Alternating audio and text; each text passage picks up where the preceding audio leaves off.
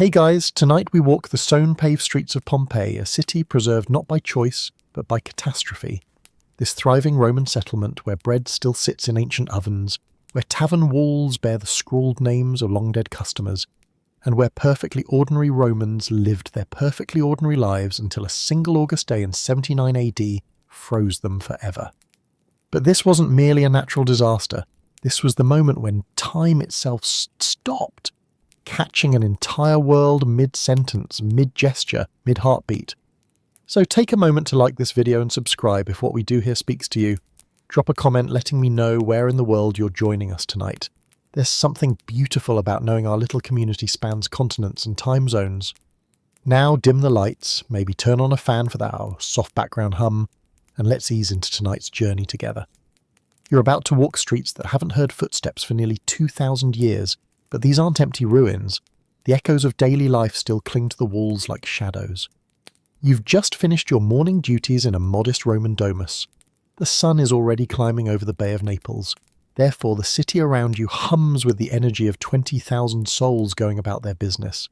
There's no sense of impending doom, no whisper of the mountain that watches over everything.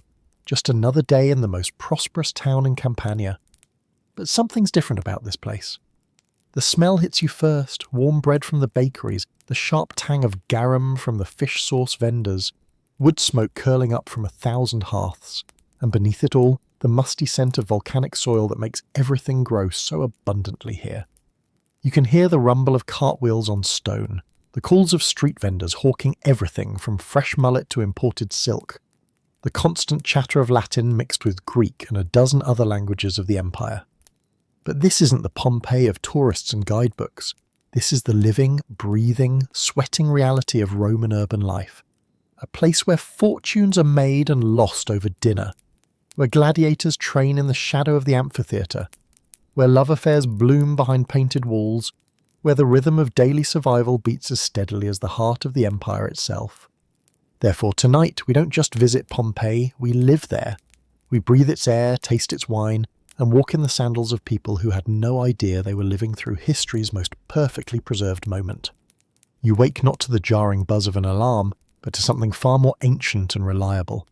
The deep, proud crow of a rooster echoes from a neighbour's courtyard, followed by another, then another, till the whole city seems to be announcing the arrival of another day. It's still dark, that soft grey darkness that comes just before dawn, but Pompeii is already stirring. From your modest domus, you can hear the familiar rumble beginning. Cartwheels on stone, a sound so constant you've learned to sleep through it, but now it pulls you from dreams like a gentle hand on your shoulder. The merchants are moving, their wooden wheels grinding against the volcanic stones that pave every street in the city. Oxen snort and shuffle, their breath visible in the cool morning air. Somewhere, a driver calls to his animals in the mix of Latin and local dialect that flavours every Pompeian conversation. The smell reaches you before you're fully awake. Bread. Fresh, warm bread already baking in the pistrina scattered throughout the city. The bakers have been working since the middle of the night, their ovens glowing like small suns in the darkness. You can almost taste it from here, that perfect combination of wheat, fire, and anticipation. Your stomach responds with a quiet rumble of its own.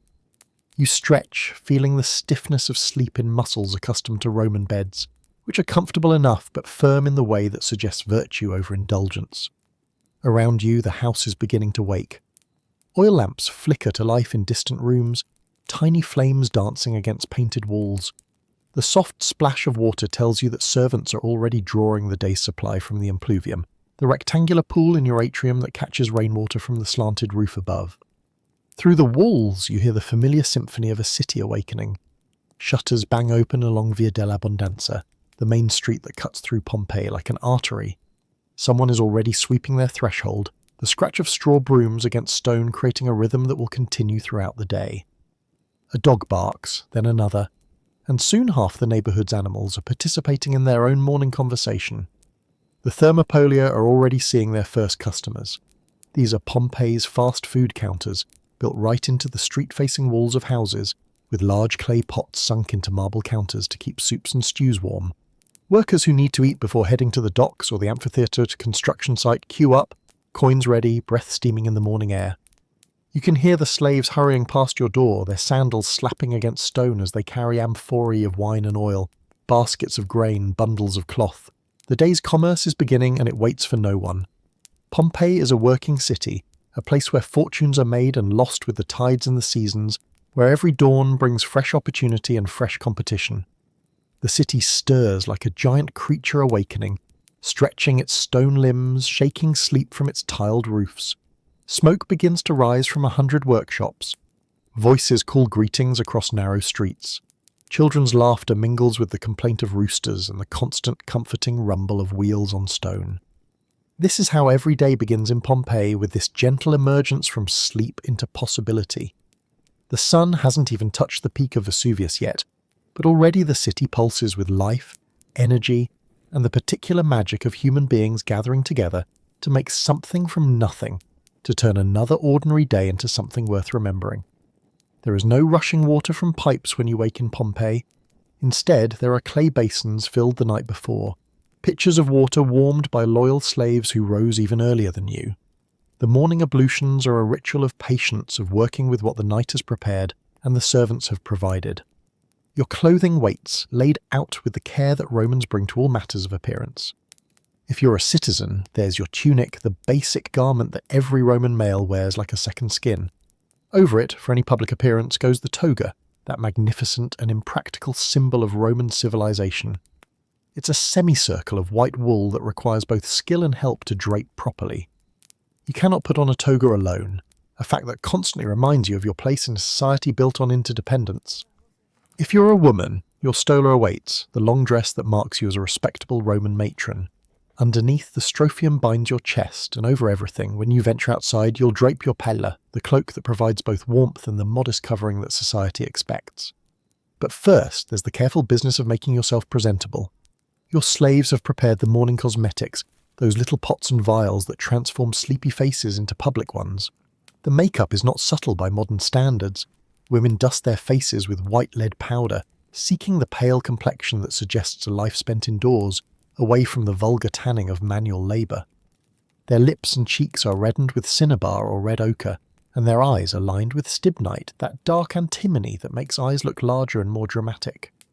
Even the men participate in this morning transformation.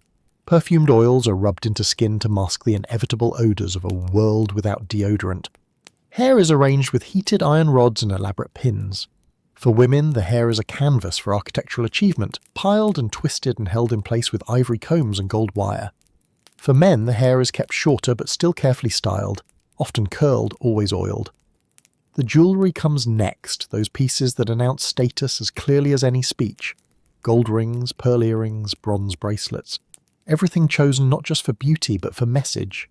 In a society where your appearance speaks before you do, every detail matters.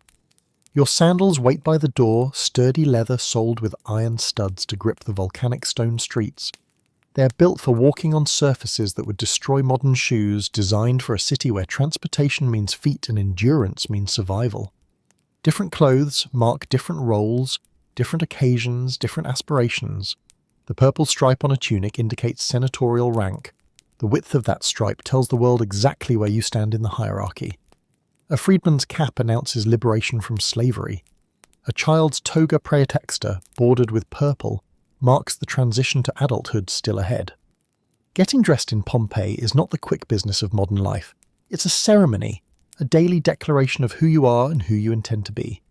It requires help, patience, and attention to details that matter in a world where appearance and reality are often the same thing. Breakfast in Pompeii is not the elaborate affair that dinner will become. It's quick, practical, designed to fuel the body for the work ahead rather than to display wealth or entertain guests. You eat it standing or sitting on the edge of a couch, often while planning the day's activities or listening to a slave's report of household business. The food is simple but satisfying. Bread, always bread, forms the foundation of the meal. It might be dipped in wine, spread with honey, or paired with cheese made from goat's milk. Olives appear on most tables, their oil-rich flesh providing the fats that will sustain you through the morning's activities. If you're prosperous, there might be eggs, hard-boiled and peeled, or a slice of cheese aged in caves outside the city. Wine appears even at breakfast, but not as you might expect. Romans consider undiluted wine barbaric, fit only for Germans and other uncivilized peoples. Instead, it's mixed with water, sometimes in ratios of 3 or 4 parts water to 1 part wine. Sometimes honey is added, creating mulsum, a sweet drink that provides energy and mild intoxication. Even children drink this watered wine, since clean water is often uncertain and wine, with its alcohol content, is safer. There are no formal dining rooms for breakfast, no elaborate rituals of service. You eat in whatever room is convenient, often in the atrium where the morning light filters down through the opening in the roof. The food is served on simple pottery, nothing fancy, and eaten with fingers and perhaps a knife. Forks won't be invented for centuries. While you eat, the household's religious obligations cannot be forgotten. At some point during these morning routines, you or a member of your family will visit the lararium, the household shrine where your family's guardian spirits reside. Here, small offerings are made, a bit of bread, a few drops of wine, some incense if you can afford it. The lares and penates, those ancient gods who protect home and hearth, must be honoured before the day's work begins. Your slaves bring reports from the previous evening's activities and the coming day's requirements, which merchants will visit, what goods need to be purchased, what social obligations must be met. In a society without telephones or email, all communication is face-to-face, all planning must be done in advance, all coordination requires human messengers and careful timing. The morning also brings decisions about provisions. Slaves are dispatched to the various markets and shops throughout the city to purchase the day's food. This must be done early before the best selections are taken, before the heat of the day makes shopping unpleasant.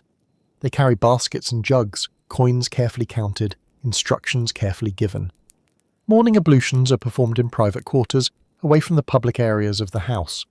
Romans are fastidious about cleanliness, though their methods differ from ours. There's water for washing, scrapers for cleaning the skin, oils for moisturizing and perfuming. The process is methodical, almost ritualistic, a way of preparing not just the body but the mind for the day ahead. This is how Romans begin their days, with simple food, careful planning, religious observance, and attention to the details that keep a household functioning. It's unhurried but efficient, practical but never forgetting the spiritual and social dimensions of life. You step outside your domus and immediately understand why Romans engineered stepping stones. The streets of Pompeii are not the clean, paved surfaces of modern imagination. They're working streets, utilitarian and often unpleasant, where sewage flows in gutters and mud mingles with less identifiable substances. The stepping stones, spaced perfectly for human stride, keep your feet dry and your dignity intact. Cart traffic is beginning in earnest now, though it's restricted by law to certain hours. Heavy wagons, pulled by oxen or mules, lumber along the main thoroughfares carrying goods to and from the docks, to and from the countryside, to and from the workshops that line every street. The sound they make is tremendous, a constant rumbling that reverberates off the narrow walls and echoes through the neighbourhoods like distant thunder. Street vendors are already calling their wares, their voices creating a musical cacophony that rises and falls with the rhythm of commerce. "Fresh fish from the bay," calls one. "Bread still warm from the ovens," cries another. "Wine from the slopes of Vesuvius." The calls overlap and compete, each vendor trying to cut through the noise to reach potential customers. Dogs bark from doorways and courtyards, adding their voices to the morning symphony. Some are guard dogs, bred for size and ferocity, chained near thresholds to protect property. Others are simply pets, companion animals who share the lives of their human families. Children scatter grain for chickens that peck and flutter in small courtyards. Their presence a reminder that even city life in Pompeii maintains connections to rural traditions. The constant murmur of Latin conversations fills the air, though you hear other languages too. Greek from educated slaves and foreign merchants. Oscan, the local language that predated Roman conquest. Celtic from traders who've travelled down from Gaul. Pompeii is a cosmopolitan place, a crossroads where the whole Mediterranean world comes to trade and talk and make deals. Smoke rises from workshops and kitchens throughout the city, creating a haze that catches the morning light and gives it a golden, ethereal quality. The smoke carries smells: bread baking, metal being forged, cloth being dyed, food being cooked. Each workshop contributes its own aromatic signature to the city's complex bouquet. The city's heartbeat is beginning to quicken now. The leisurely pace of dawn is giving way to the urgent energy of commerce and craft. People walk faster, talk louder, move with the purposeful stride of those who have work to do and money to make. Slaves hurry past carrying burdens. Free citizens stride along wrapped in their togas. Women walk in small groups with their heads covered, their conversations animated but discreet. This is Pompeii waking up, shaking off sleep, stretching into another day of possibility and profit. The streets that seemed almost peaceful in the pre-dawn darkness are now alive with the energy that makes cities great, that transforms individual ambition into collective achievement, that turns a collection of buildings into a living, breathing community. The sun is climbing now, casting longer shadows and warming the volcanic stones underfoot. The day has truly begun, and Pompeii is ready for whatever fortune, tragedy, or ordinary miracle it might bring. Step through the heavy wooden door of your domus, and you enter a world designed around a central truth.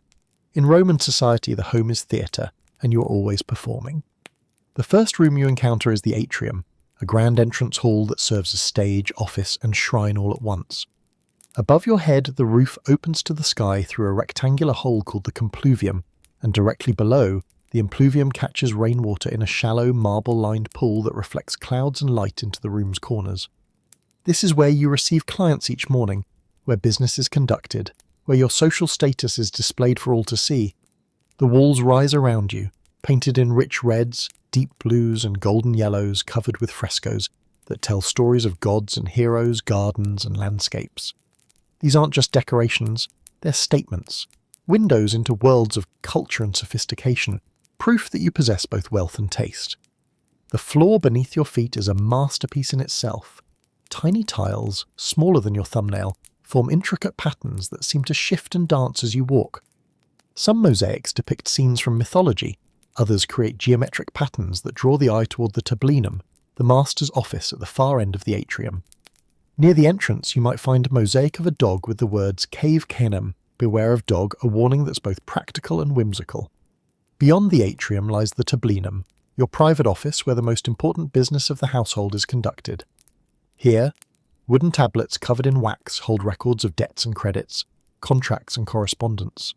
Shelves line the walls, holding scrolls of papyrus that contain everything from poetry to property deeds. This is the nerve centre of your domestic economy, the room where your fortune is managed and your future planned. But the real luxury lies beyond, in the peristyle, the private garden that forms the heart of family life. Columns surround a courtyard open to the sky, creating a shaded walkway where you can stroll in contemplation or conduct private conversations. In the centre, fountains splash gently, their sound masking conversations from eavesdropping ears. Small statues of gods and ancestors watch over fruit trees, herb gardens, and flowering vines that climb the painted walls. The furniture is sparse by modern standards but elegant in its simplicity. Couches for reclining, their frames carved from expensive woods and inlaid with ivory or bronze. Small tables, just the right height for a reclining figure to reach food and drink. Oil lamps on tall stands, their flames providing both light and warmth when evening comes. Everything is designed for comfort, but Roman comfort, which values dignity and grace over mere softness. Storage rooms called cellae line the back of the house, filled with amphorae of wine and oil, sacks of grain, bundles of cloth, and all the material goods that keep a household functioning. These practical spaces remind you that even the grandest Roman home is still a working place, where food must be stored, clothes must be kept, and the necessities of life must be organised and maintained. Slave quarters occupy the upper floors and back areas, small rooms that house the human machinery that makes Roman comfort possible. These spaces are simpler, more crowded, but not cruel by ancient standards. Slaves are valuable property, and their health and productivity matter to their owner's success. Gardens weave throughout the house, not just in the main peristyle, but in smaller courtyards and even painted on walls where real gardens cannot grow. Romans hunger for nature, for the beauty and peace that green things bring, and they incorporate plants into their architecture whenever possible. Herbs for cooking, flowers for beauty, fruit trees for both sustenance and shade. Privacy in a Roman home is a complicated thing. Rooms flow into one another, spaces serve multiple purposes, and the line between public and private is constantly shifting.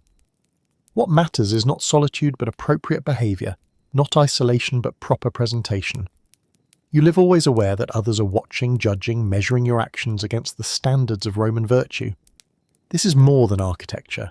It's a way of life made manifest in stone and timber, paint and mosaic.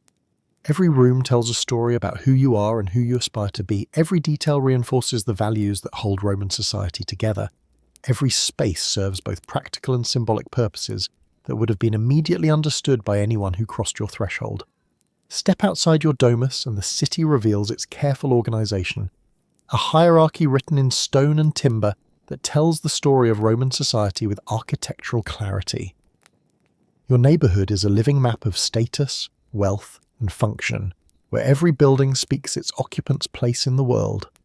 The wealthy live in their sprawling domus, houses that turn inward toward private courtyards and gardens, presenting only modest doorways to the street. But rising above and around these horizontal palaces are the insulae, apartment blocks that house the majority of Pompeii's population. These tall, narrow buildings climb 3, 4, sometimes 5 stories into the air, their upper floors reached by wooden stairs that creak and sway with every footstep. The ground floors of most buildings serve commerce. Shops called tabernae open directly onto the street, their wide doorways secured at night by wooden shutters that fold up during business hours. A bakery occupies the corner, its ovens glowing like small volcanoes through windows thick with flour dust. Next door, a wine shop displays amphorae in neat rows, their clay surfaces marked with stamps indicating origin and vintage. Beyond that, a textile merchant hangs brightly dyed fabrics that flutter in the breeze like exotic birds.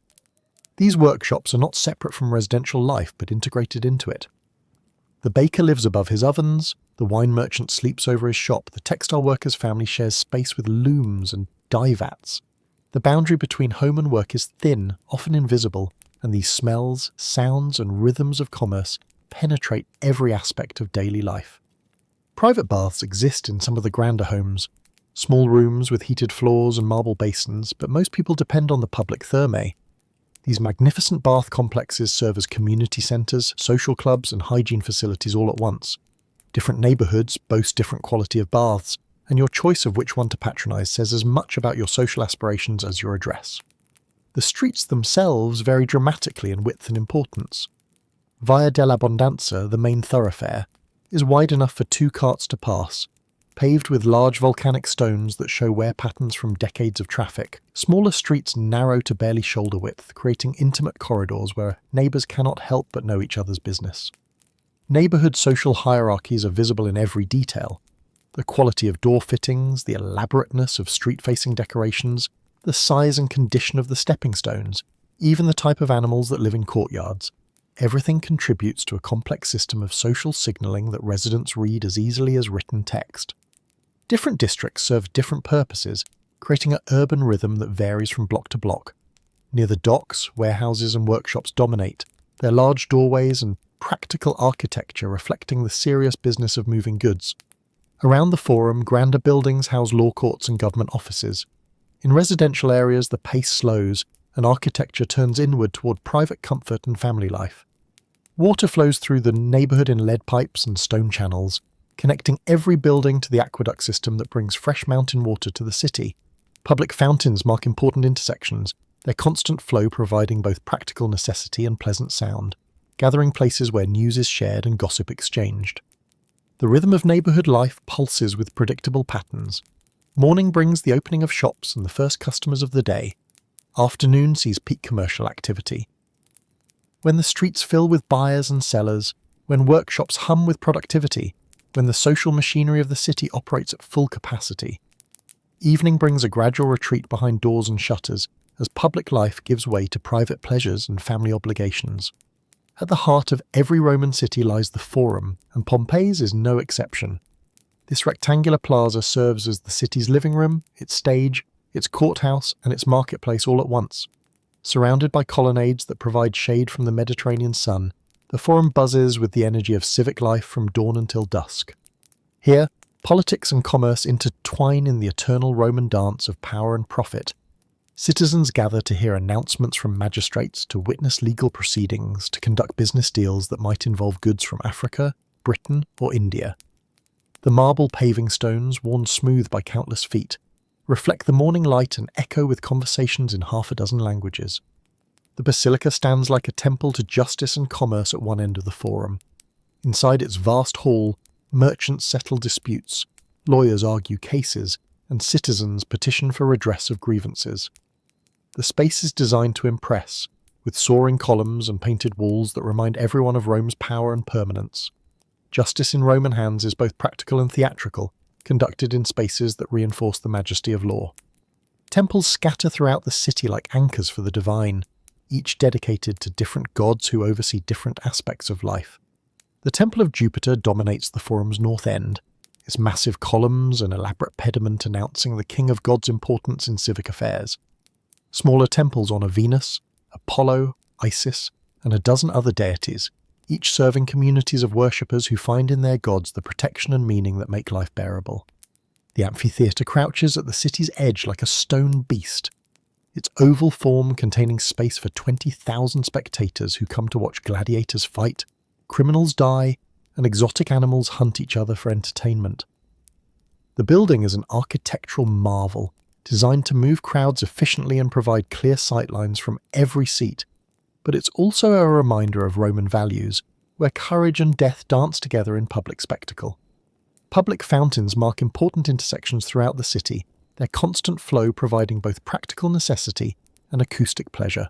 Fed by aqueducts that bring fresh water from mountain springs, these fountains ensure that even the poorest residents have access to clean drinking water. The sound of flowing water creates a musical backdrop to city life, a gentle counterpoint to the harsher sounds of commerce and traffic. The Macellum, the city's main market, organises commerce with architectural precision. Covered stalls protect merchants and customers from sun and rain, while the building's layout separates different types of goods into logical zones. Fish sellers occupy areas with good drainage, butchers cluster near storage rooms, and vegetable vendors spread their colourful displays in well-lit spaces that show their produce to best advantage. Each public building reinforces Roman values through its design and decoration. The emphasis on order, hierarchy, and civic virtue appears in every column, every fresco, every carefully planned sightline. Citizens moving through these spaces are constantly reminded of their place in the larger community, their obligations to gods and state, their participation in something greater than individual ambition. Public architecture in Pompeii serves education as well as function. Illiterate citizens can read the stories told in stone and paint, can understand the messages embedded in architectural choices, can absorb the lessons that keep Roman society functioning. Every public space is a classroom where civic values are taught not through words, but through the simple act of moving through carefully designed environments. The buildings breathe with the rhythm of daily life, filling and emptying as citizens pursue their various needs and obligations. Morning brings farmers selling produce, afternoon sees legal proceedings and political discussions, evening witnesses social gatherings and religious ceremonies. Each structure adapts to different uses while maintaining its essential character and purpose. Beneath the drama of daily life in Pompeii runs a hidden network of engineering marvels that makes Roman civilization possible. You rarely think about these systems, just as you rarely think about breathing, but they shape every aspect of your existence in ways both subtle and profound. Water flows to your house through a carefully engineered system that begins in the mountains miles away.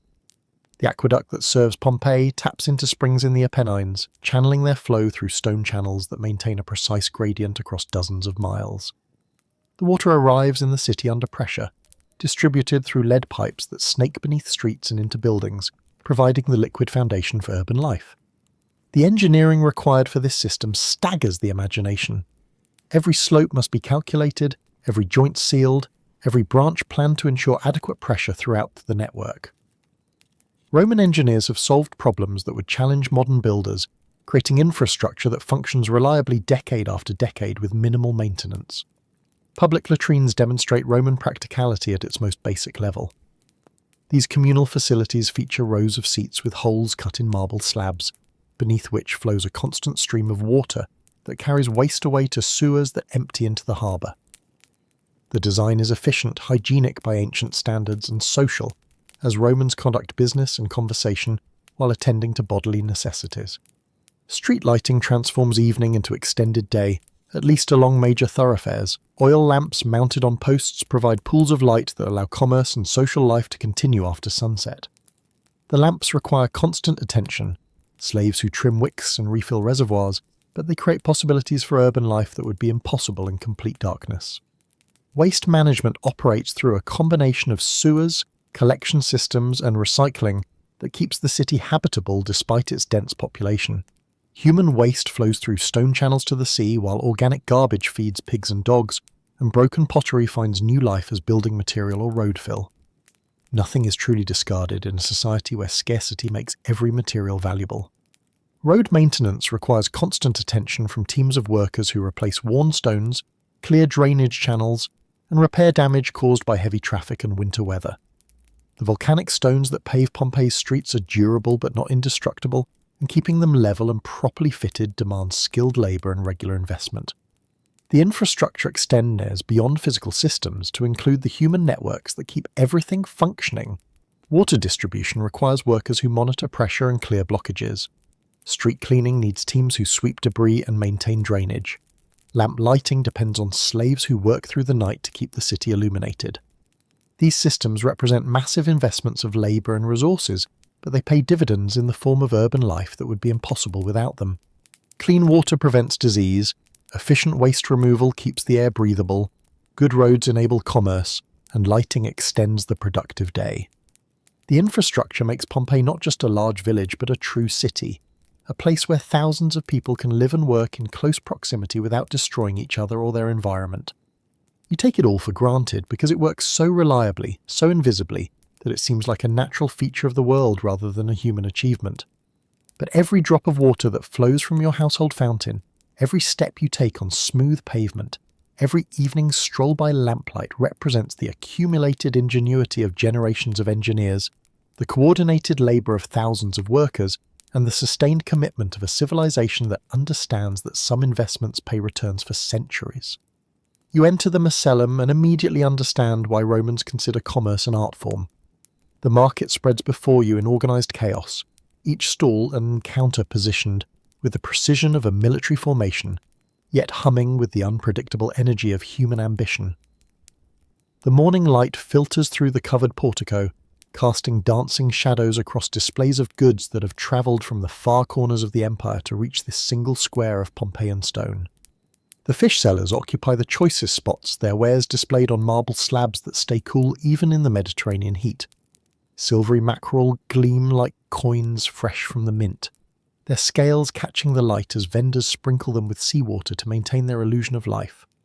Red mullet lie in neat rows, their eyes still bright, their flesh firm to the probing fingers of discerning customers. Octopus tentacles curl artistically around chunks of ice brought down from the mountains at considerable expense, a luxury that speaks to both the vendor's prosperity and his customers' refined tastes. Next to them, butchers work with practiced efficiency, their heavy cleavers rising and falling in rhythm as they portion sides of pork and lamb. The smell of fresh meat mingles with herbs and spices, creating an aroma that's both appetizing and overwhelming. Blood runs in carefully channeled grooves cut into the marble surfaces, flowing away to drains that carry it to the city's waste system. These men know their trade intimately, can judge the age of an animal by the colour of its flesh, can estimate weight to the pound with a casual glance. Vegetable vendors create art from abundance, arranging their produce in pyramids and spirals that please the eye while tempting the palate. Onions from Egypt nest beside garlic from Gaul, their pungent aromas competing with the sweeter scents of melons and grapes. Turnips, cabbages, and leeks from local farms crowd next to exotic imports. Dates from Africa, spices from India, preserved citrus from distant groves that most customers will never see. The haggling never stops, a constant musical dialogue between buyer and seller that follows rules as rigid as any legal code. Prices are suggested, rejected, countered, modified and finally accepted with theatrical sighs and protestations of ruined profit margins. But beneath the drama lies genuine calculation.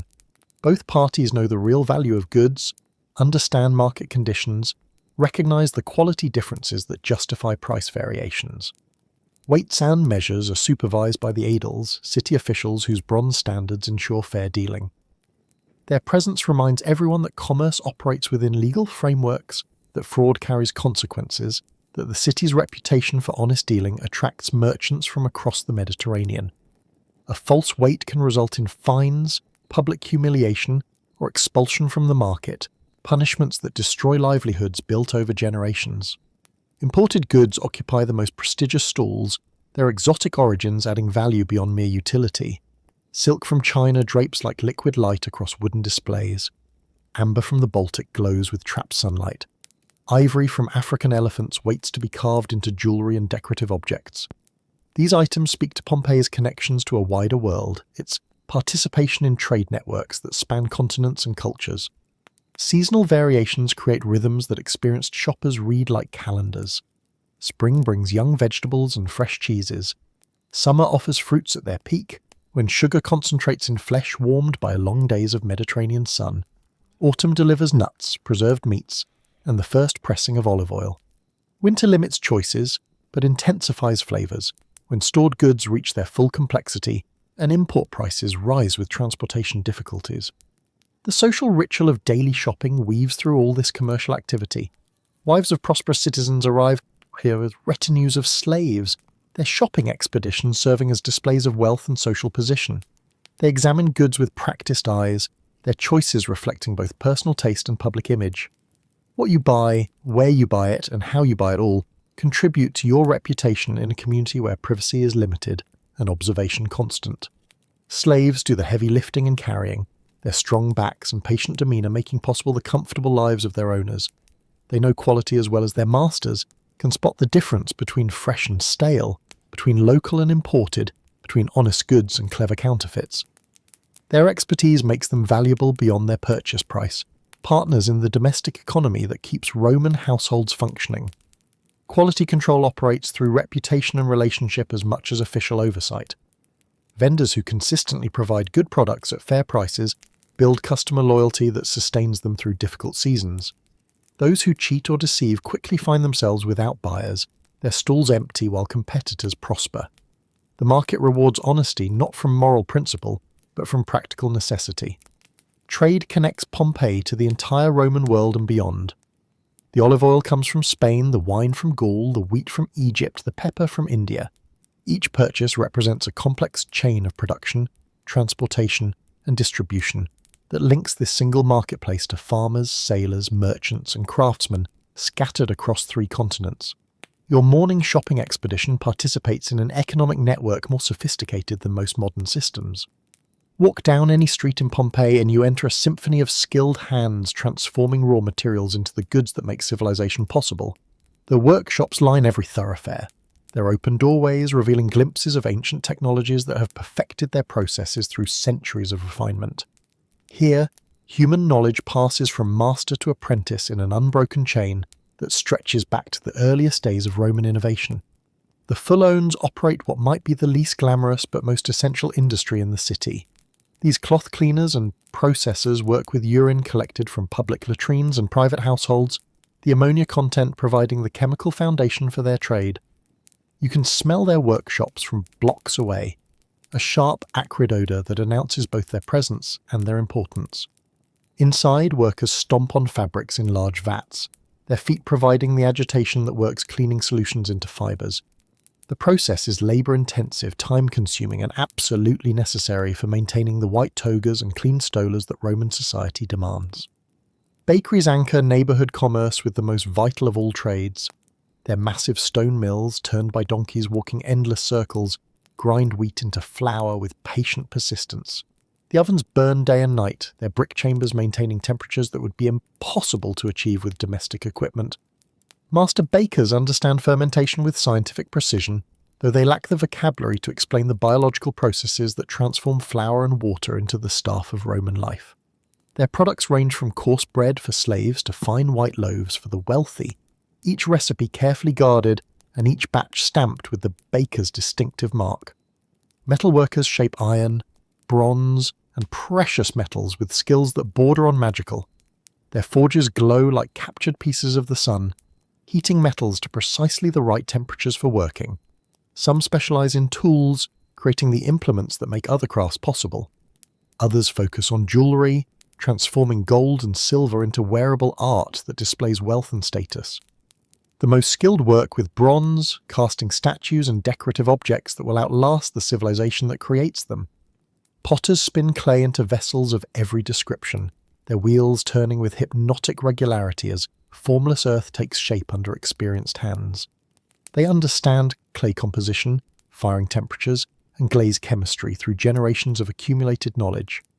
Some create simple storage jars and cooking pots for everyday use. Others produce fine pottery decorated with intricate patterns and scenes from mythology, pieces that serve both practical and aesthetic purposes. Glass blowers work with materials so hot they glow like liquid gems, their breath literally shaping molten sand into containers, windows, and decorative objects. The technology is relatively new to Roman civilization, but Pompeian craftsmen have already mastered techniques that produce glass of startling clarity and beauty. Their workshops cluster near furnaces that burn constantly, the heat necessary for their craft making their working conditions almost unbearable. Mosaic makers practice perhaps the most patient of all crafts, assembling tiny tiles into patterns and pictures that will endure for millennia. They work on their knees, placing each tessera with careful attention to colour, texture, and placement. The best mosaicists are artists who understand perspective, shading, and composition as well as any painter, but their medium demands precision that painting cannot match. The smell, noise, and energy of production fill every workshop, creating sensory experiences that define neighbourhoods and seasons. Hammers ring against metal, wheels creak under their loads, ovens roar with controlled fires, and voices call instructions across workspaces thick with dust and steam. Each craft contributes its own aromatic signature to the city's complex bouquet. The acrid bite of metalworking, the yeasty warmth of baking, the chemical sharpness of cloth processing. Apprenticeship systems ensure that knowledge survives and evolves. Young boys, often sons of craftsmen but sometimes slaves or freedmen seeking better lives, learn trades through years of observation and gradually increasing responsibility. They start by cleaning tools and organising materials, advance to simple tasks under close supervision, and eventually master the skills that will support them throughout their lives. Guild organisations provide both professional identity and practical support. Craftsmen in similar trades band together for mutual protection, shared resources, and collective bargaining power. They organise festivals, maintain professional standards, and support members through difficult times. These associations create communities within the larger community, networks of shared interest and expertise that strengthen both individual workshops and the broader economy. Workshops integrate seamlessly with residential areas, their commercial activities woven into the fabric of daily life. Children grow up surrounded by the sights and sounds of production, learning to distinguish between different trades by their characteristic rhythms and aromas. The boundary between home and work remains fluid, with living spaces often sharing buildings with production facilities. Beyond the workshops and markets thrives an economy built on human attention, skill, and availability. Pompeii's service sector caters to every need and desire that Roman society can imagine, creating opportunities for profit in the spaces between production and consumption, in the moments when people need help, comfort, or entertainment. Pompeii dot the cityscape like ancient fast food restaurants, their marble counters built directly into street-facing walls. Large clay pots called dolia sink into these counters, their contents kept warm by charcoal fires that burn beneath. Steam rises from hot soups, stews, and porridges that provide quick, affordable meals for workers who lack time or facilities for home cooking. The proprietors know their customers' preferences, can predict rush periods, and adjust their offerings to match both season and clientele. These establishments serve more than food. There are gathering places where news spreads, gossip circulates, and social connections form. Workers from nearby shops eat standing at the counters, discussing politics, sports, and business while consuming meals that fuel their continued labour. The turnover is rapid, the atmosphere informal, and the social function as important as the nutritional one. Carpenae operate as combination taverns, inns, and entertainment venues. These establishments cater to travellers, locals seeking diversion, and anyone willing to pay for wine, company, and the possibility of profitable gambling. Their interiors feature painted scenes that often run toward the explicit, advertising the full range of services available within. Dice games occupy corner tables, their outcomes determining fortunes with the casual cruelty of chance. Wine flows freely in these establishments, served in measures that depend more on customer generosity than standard portions. The quality varies dramatically, from rough local vintages that strip paint to fine imports that justify their premium prices. Proprietors understand their clientele, know who can afford luxury and who needs basic intoxication at minimal cost. Brothels operate with a directness that would shock more prudish societies. The lupanar, Pompeii's most famous brothel, features small stone rooms with frescoes that function as visual menus, advertising specific services with artistic explicitness. Prices are chalked on walls, payments negotiated in advance, and transactions conducted with business-like efficiency. The women who work here include slaves, freedwomen and foreign immigrants, their circumstances varying dramatically but their economic function clearly defined. Barbers, doctors, and personal service providers cater to bodies that require maintenance and repair. Barbers not only cut hair but perform minor surgery, extract teeth, and treat wounds with techniques that blend superstition with practical experience. Doctors, often Greek slaves or freedmen, practice medicine that combines herbal knowledge with theoretical frameworks inherited from classical authorities. Entertainment professionals create diversion for audiences hungry for spectacle and beauty. Musicians carry lyres and flutes ready to perform at private parties or public celebrations. Dancers train in techniques that transform human movement into art. Actors memorize scripts that bring classical stories to life on temporary stages erected in private courtyards and public spaces. Transportation services move people and goods through streets designed for walking rather than riding. Litter bearers carry wealthy citizens in covered chairs that protect them from sun, rain, and the indignity of muddy streets. Cart drivers navigate narrow passages with skill that comes from intimate knowledge of every turning, every obstacle, every shortcut that might save time or avoid traffic. Different social classes require different services, creating market segments that range from basic necessity to pure luxury. Slaves need cheap food and minimal services. Free citizens demand quality and convenience. The wealthy expect personal attention and exclusive access. Service providers learn to read social signals, to adjust their offerings and pricing to match their customers' expectations and ability to pay. The service economy creates opportunities for social mobility that manufacturing cannot match. A talented entertainer might attract wealthy patrons, a skilled barber might accumulate enough savings to purchase his freedom. A clever tavern keeper might build relationships that lead to profitable investments. Services require personality, adaptability, and social intelligence more than inherited capital or family connections. In the shops and markets of Pompeii, money moves with the fluid complexity of a living system. Roman currency provides the medium, but the actual practice of commerce involves calculations, negotiations, and relationships that transform simple buying and selling into sophisticated financial operations. Every transaction carries implications that extend far beyond the immediate exchange of goods for coins. Roman currency arrives in Pompeii bearing the authority of distant emperors and the promise of imperial stability. Gold auri gleam with the weight of ultimate value, too precious for daily transactions but essential for major purchases and long-term savings. Silver denarii form the backbone of ordinary commerce, their standardized weight and purity making them acceptable from Britain to Syria. Bronze sesterti handle smaller purchases, while copper asses serve for the humblest transactions. Money changers occupy crucial positions in this system, their expertise essential for navigating the complexities of imperial finance. They understand exchange rates between different currencies, can evaluate the purity of precious metals, and maintain the supplies of various denominations that commerce requires. Their stalls cluster near the forum and major markets, bronze scales and testing equipment ready to verify the authenticity and value of unfamiliar coins. These specialists deal with more than simple exchange. They evaluate foreign currencies brought by travelling merchants, determine appropriate rates for seasonal variations in metal supply, and provide the small denominations that daily commerce requires. Their knowledge of monetary standards, accumulated through years of handling thousands of transactions, makes them valuable advisors to merchants conducting large deals. Credit systems operate through personal relationships and community reputation rather than institutional frameworks. Wealthy citizens extend loans to traders planning profitable ventures, accepting promissory notes that carry both financial and social obligations. Interest rates vary according to risk, relationship, and the borrower's standing in the community. Default carries consequences that extend beyond financial loss to include social ostracism and damaged reputation. Wax tablets serve as the primary medium for recording financial transactions. These reusable writing surfaces capture the details of complex deals, their contents legally binding when properly witnessed and sealed.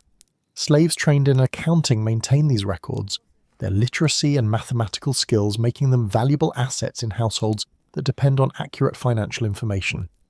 Investment opportunities extend far beyond local commerce. Wealthy Pompeians purchase shares in shipping ventures that carry goods to distant ports, accepting the risks of storms and pirates in exchange for potentially enormous profits. They finance agricultural operations that produce wine, oil and grain for export markets.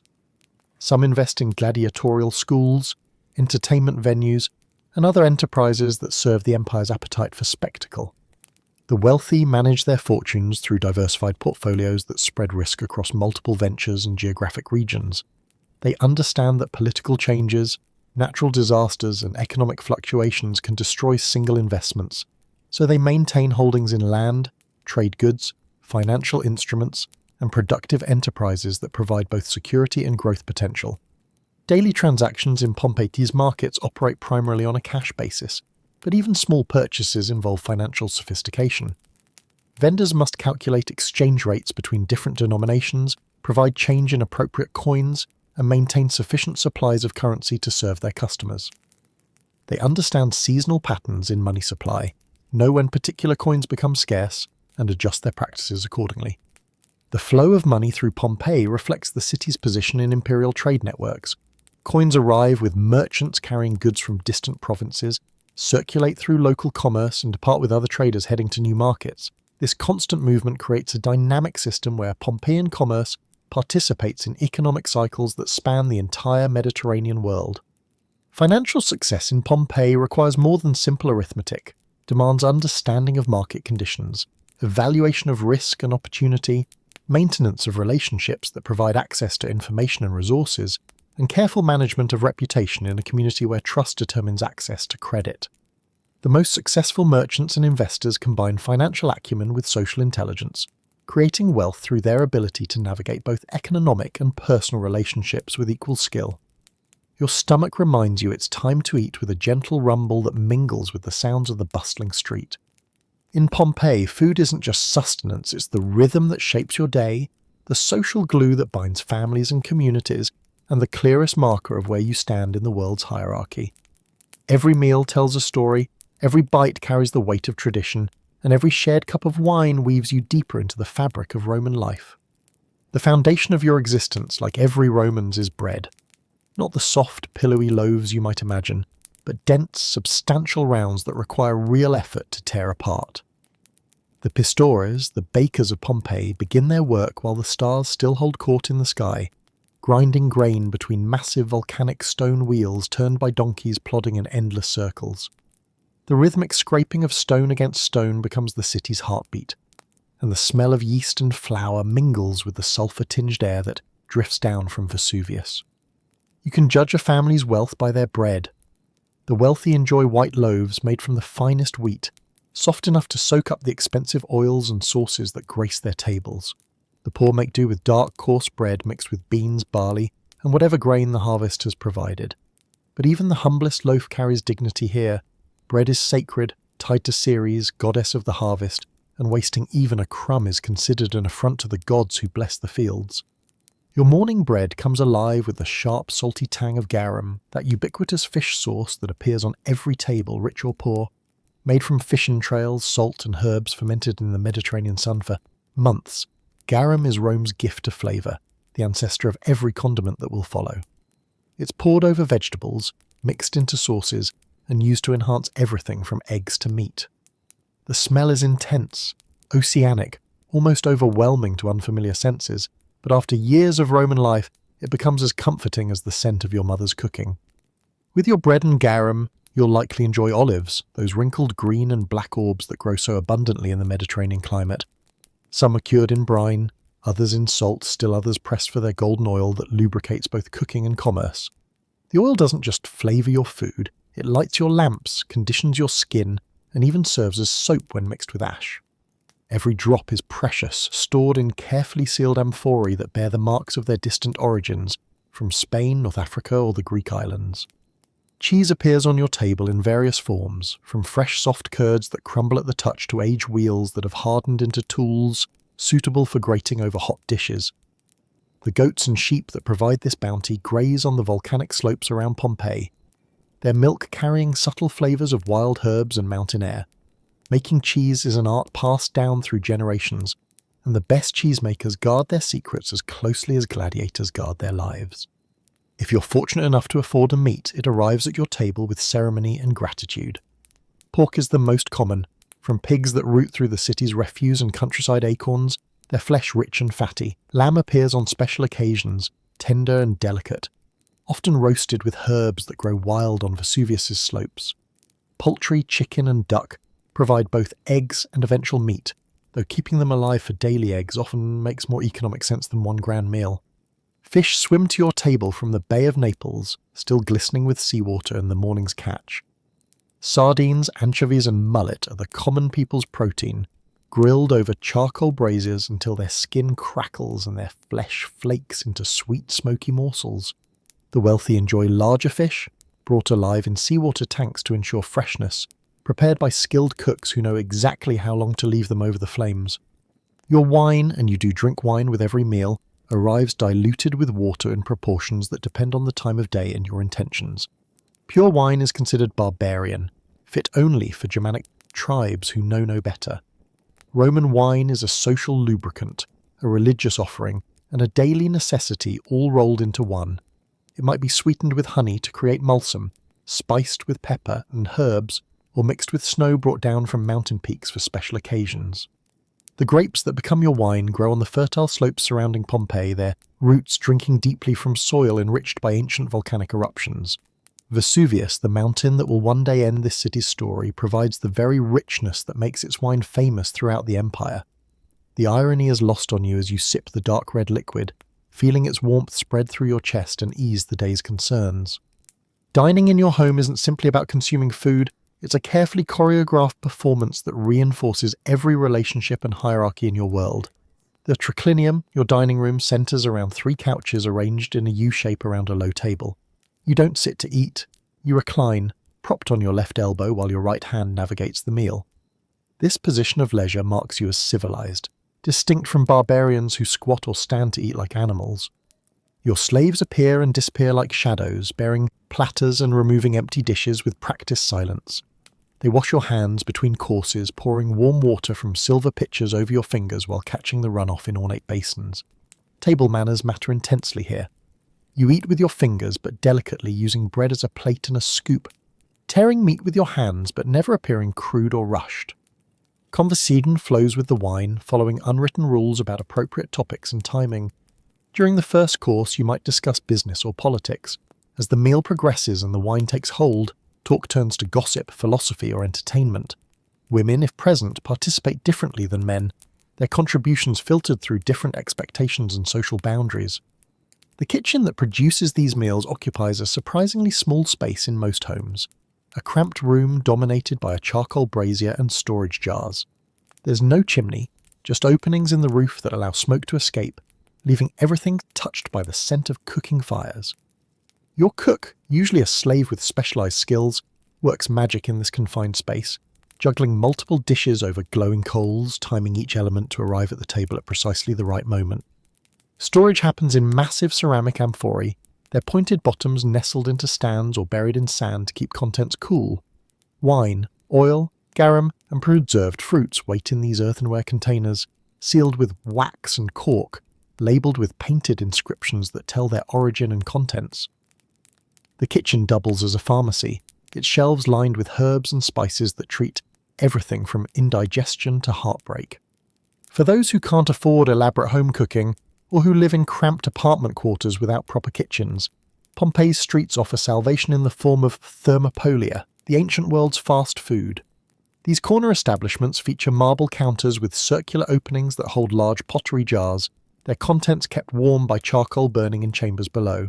Steam rises from these containers, carrying the aromas of hot soup, stew and porridge into the street. You approach the thermopolium counter like a modern person might approach a deli, surveying the options and making quick decisions. Perhaps a bowl of lentil soup thick with vegetables and seasoned with garum, or a portion of spiced chickpeas still hot from their clay pot. Fresh bread appears from baskets, sometimes topped with cheese, olives, or a smear of spreadable pig fat that Romans consider a delicacy. The wine at these establishments flows from amphorae stored in cool back rooms, mixed to order with water, and served in rough clay cups that you might take with you or drink standing at the counter. Conversations buzz around you in multiple languages, Latin mixing with Greek, Oscan, and the accents of traders from distant provinces. The Thermopylaeum becomes a democratic space where social barriers soften slightly, united by the common need for food and the casual intimacy of shared meals. Hot food isn't the only option for quick dining. Street vendors wander through the crowds with portable braziers, roasting nuts, cooking sausages, or grilling small birds on skewers. The smell of charring meat and toasted grain follows these mobile kitchens through the narrow streets, creating pockets of aromatic temptation that draw customers like invisible threads. Fresh fruit vendors set up temporary stalls at street corners and in small squares, their displays arranged with an artist's eye for colour and abundance. Grapes cascade from wicker baskets, their purple and green clusters dusted with morning dew. Figs split open to reveal their jewelled interiors, while pomegranates promise sweet tart seeds that burst on your tongue. Apples from distant orchards, pears that perfume the air with their ripeness, and exotic fruits from Africa and Asia expand your palate beyond the local harvest. The rhythm of eating follows the natural cycles of day and season with religious precision. You break your fast lightly, perhaps with bread dipped in wine or honey, maybe a handful of olives or a piece of cheese. The main meal comes at midday when the sun reaches its peak, a substantial affair that might include multiple courses and last for hours. Evening brings another light meal, often cold foods that require no cooking, allowing the kitchen fires to die down as the day cools. Seasonal eating isn't a choice, it's a necessity that shapes the entire rhythm of life. Spring brings tender vegetables and fresh herbs, their green vitality a welcome relief after winter's preserved foods. Summer explodes with fruits and berries, their sweetness captured in honey and dried for the leaner months ahead. Autumn's harvest determines how well you'll eat through winter, when fresh food becomes scarce and preserved stores must sustain life until spring returns. Food preservation becomes an art form born of necessity. Meat is salted, smoked, or dried into hard strips that keep for months. Fruits are cooked into thick conserves or dried into leathery concentrates of flavour. Vegetables disappear into fermented pastes and pickled preparations that add vitamin and flavour to winter meals. Even humble cabbage transforms through fermentation into something that can last through the cold months, providing crucial nutrition when fresh greens are impossible to find. Your relationship with food in Pompeii is intimate, immediate, and honest in ways that might startle modern sensibilities. You know where your meat comes from because you've seen the animals in the markets, alive and aware until the moment of slaughter. Your bread connects you to specific fields, specific harvests, specific weather patterns that blessed or cursed the grain. Your wine carries the story of particular vineyards, particular years, particular hands that tended the vines. This connection brings both appreciation and vulnerability. A bad harvest affects everyone, from the richest merchant to the poorest day labourer. Disease in the olive groves ripples through the economy like a stone dropped in still water. The failure of fishing boats to return means empty tables and empty purses throughout the city. Food is never taken for granted because its presence is never guaranteed. Yet within this uncertainty lies a deep pleasure, a sensual appreciation for flavours and textures that emerges from proximity to the source. Your bread tastes of specific wheat, your wine of particular soil, your oil of certain olive trees growing on identified hillsides. Each meal becomes a meditation on place, season, and the generous earth that feeds human hunger with such abundant variety. The wealthy, of course, take this abundance and multiply it into excess that borders on performance art. Their dinner parties feature exotic ingredients imported from the edges of the empire, strange creatures from distant seas, spices that cost more than a slave's annual keep. They serve flamingo tongues, peacock brains, and other delicacies designed more to impress than nourish. Their tables groaning under the weight of imperial ambition made edible. But even the most elaborate feast shares fundamental elements with the simplest meal, the gratitude for harvest, the social bonds strengthened through shared consumption, the ancient human ritual of transforming raw ingredients into something greater than the sum of their parts. Whether you're dining on silver platters or eating from wooden bowls, you're participating in the same essential act, the communion of eating that binds all humans across time and circumstance. As the day's meals fade into evening satisfaction, your stomach full and your wine cup empty, you carry within you the taste of Pompeii itself, the volcanic soil and Mediterranean sun, the hands that grew and prepared your food, the traditions that shaped how and when and with whom you ate. In a city that will soon be buried in ash, every meal becomes precious, every shared cup of wine a small victory against the uncertainty that shadows all human life. Food in Pompeii isn't just fuel for your body, it's the medium through which you experience community, tradition, pleasure, and the generous earth that supports all life. Each bite connects you to farmers and fishermen, to cooks and bakers, to the complex web of relationships that transforms simple ingredients into the complex reality of human civilization. In the taste of bread and wine, garum and olives, you taste Pompeii itself, its people, its prosperity, and its place in the vast tapestry of Roman life. The roar hits you first, a wall of sound that seems to rise from the earth itself and crash against the sky like a breaking wave. 20,000 voices merge into something primal and overwhelming as you climb the stone steps of Pompeii's amphitheatre, your heart already racing from the energy that pulses through the crowd like electricity through copper wire. This isn't just entertainment, it's ritual, it's release, it's the collective heartbeat of an entire city gathering to witness death transformed into art. The amphitheatre spreads before you like a massive stone bowl carved into the hillside, its tiers rising in perfect mathematical precision toward the sky. Built into the natural slope southeast of the city, it predates even the Colosseum in Rome, making Pompeii a pioneer in the architecture of spectacle. The limestone seats, worn smooth by countless bodies over generations, still hold the warmth of the morning sun as you find your place among the crowd, your social status determining exactly where you sit in this carefully ordered hierarchy of spectatorship. If you're wealthy, you descend toward the arena floor, where marble seats and silk cushions await in the prima cavea, close enough to see the sweat on a gladiator's brow and smell the metallic tang of blood on sand. The middle classes fill the media cavea, their wooden benches offering good views without the expense of proximity to danger. The poor, slaves, and women climb highest, to the summer cavea where cheap seats and free admission pack bodies together like grain in an amphora, but where the view encompasses the entire spectacle spread below like a deadly board game played with human pieces. The sand of the arena floor gleams white in the afternoon sun, freshly raked and pristine, waiting to be painted red. Beneath your feet you can feel the rumble of machinery, the complex system of pulleys, elevators, and trapdoors that will soon disgorge wild beasts and condemned criminals into the blazing heat above. The Hypogeum, that underground maze of chambers and corridors, holds mysteries that will only be revealed when the games begin, when the carefully orchestrated drama of life and death unfolds according to scripts written in sweat and blood. The gladiators enter like gods descending to earth, their bronze armour catching and throwing back the sunlight in brilliant flashes that momentarily blind you. Each fighter represents a different style, a different tradition of controlled violence. The heavily armoured Murmillo carries the rectangular shield and short sword of a legionnaire, his helmet crowned with a fish-shaped crest that nods with each step. Beside him, the Retiarius moves like a dancer, his net and trident giving him speed and reach but leaving his body vulnerable, protected only by a shoulder guard and the skill that keeps him alive.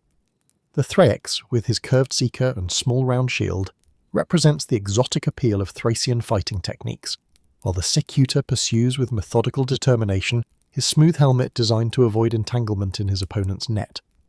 Each gladiator has trained for years in the Ludus, the gladiatorial school where diet, exercise, and endless practice forge ordinary men into extraordinary killers who dance on the knife edge between fame and death. As the afternoon progresses, you witness the entire spectrum of Roman entertainment compressed into a few hours of carefully orchestrated violence. The Venationes, the animal hunts, open the festivities with exotic beasts brought from the farthest corners of the empire. Lions from Africa pace nervously in their cages before being released to face skilled hunters, while bears from Germanic forests and leopards from Egyptian deserts add their roars to the cacophony. The crowd gasps collectively as a rhinoceros charges across the sand, its prehistoric bulk moving with surprising speed as it pursues a nimble bestiarius, who dances just beyond the reach of its horn. Between the formal combats, condemned criminals face their deaths in elaborate executions disguised as mythological reenactments. A man dressed as Orpheus attempts to charm wild beasts with his lyre, his performance ending not with divine salvation, but with very real teeth and claws. Another criminal, bound to a wooden frame, plays Prometheus, while eagles, trained for this purpose, tear at his flesh in a grotesque parody of eternal punishment made temporarily real. The gladiatorial combats themselves unfold with a ceremony that elevates violence into ritual. Each pair of fighters salutes the sponsor of the games, their voices carrying the famous words that may be legend. but feel absolutely real in this moment. Ave, Imperator. Morituri te salutant. Hail, Emperor.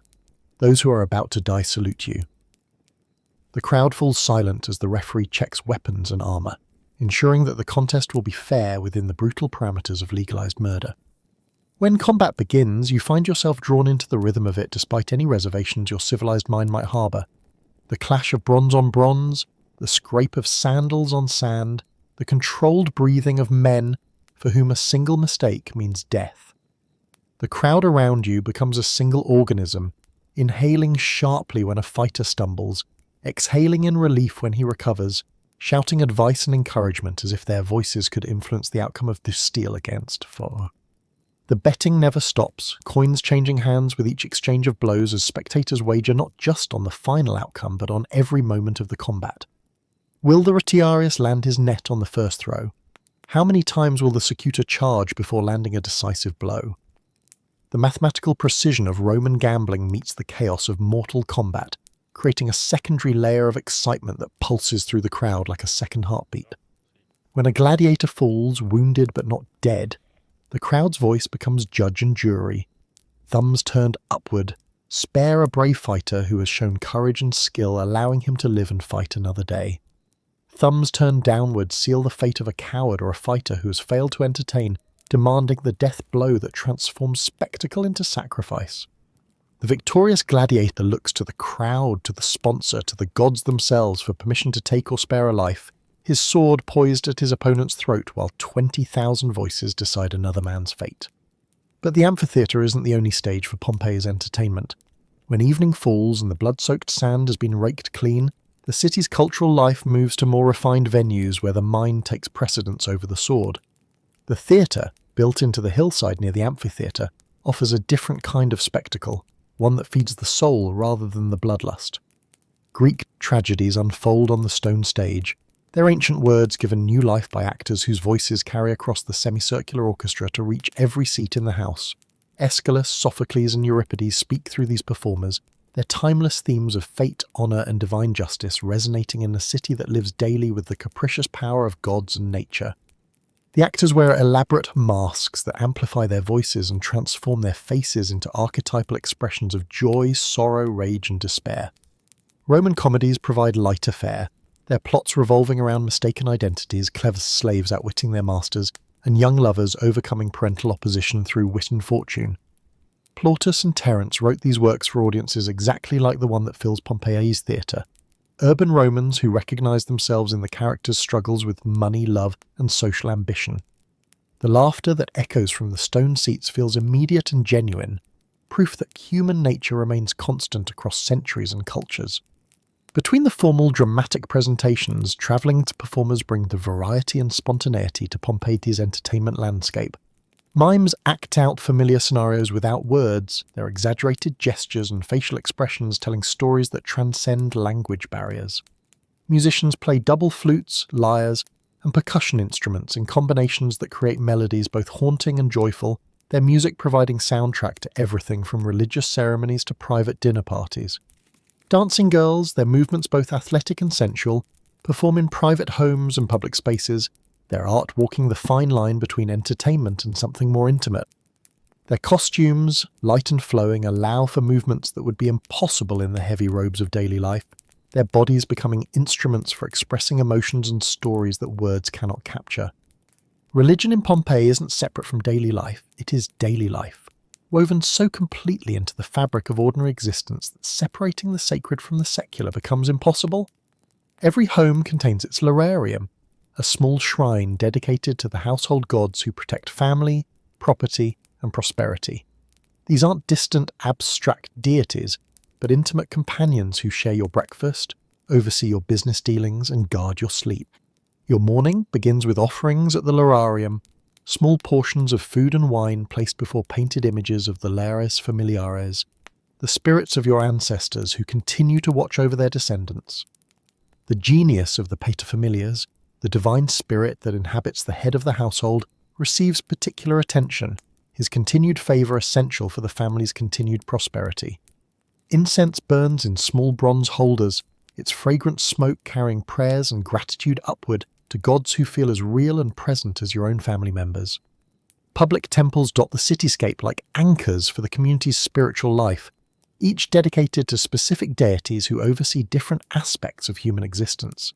The Temple of Jupiter, dominating the forum with its massive columns and commanding presence, serves as the official religious centre where the city's magistrates perform ceremonies that bind Pompeii to the larger Roman world.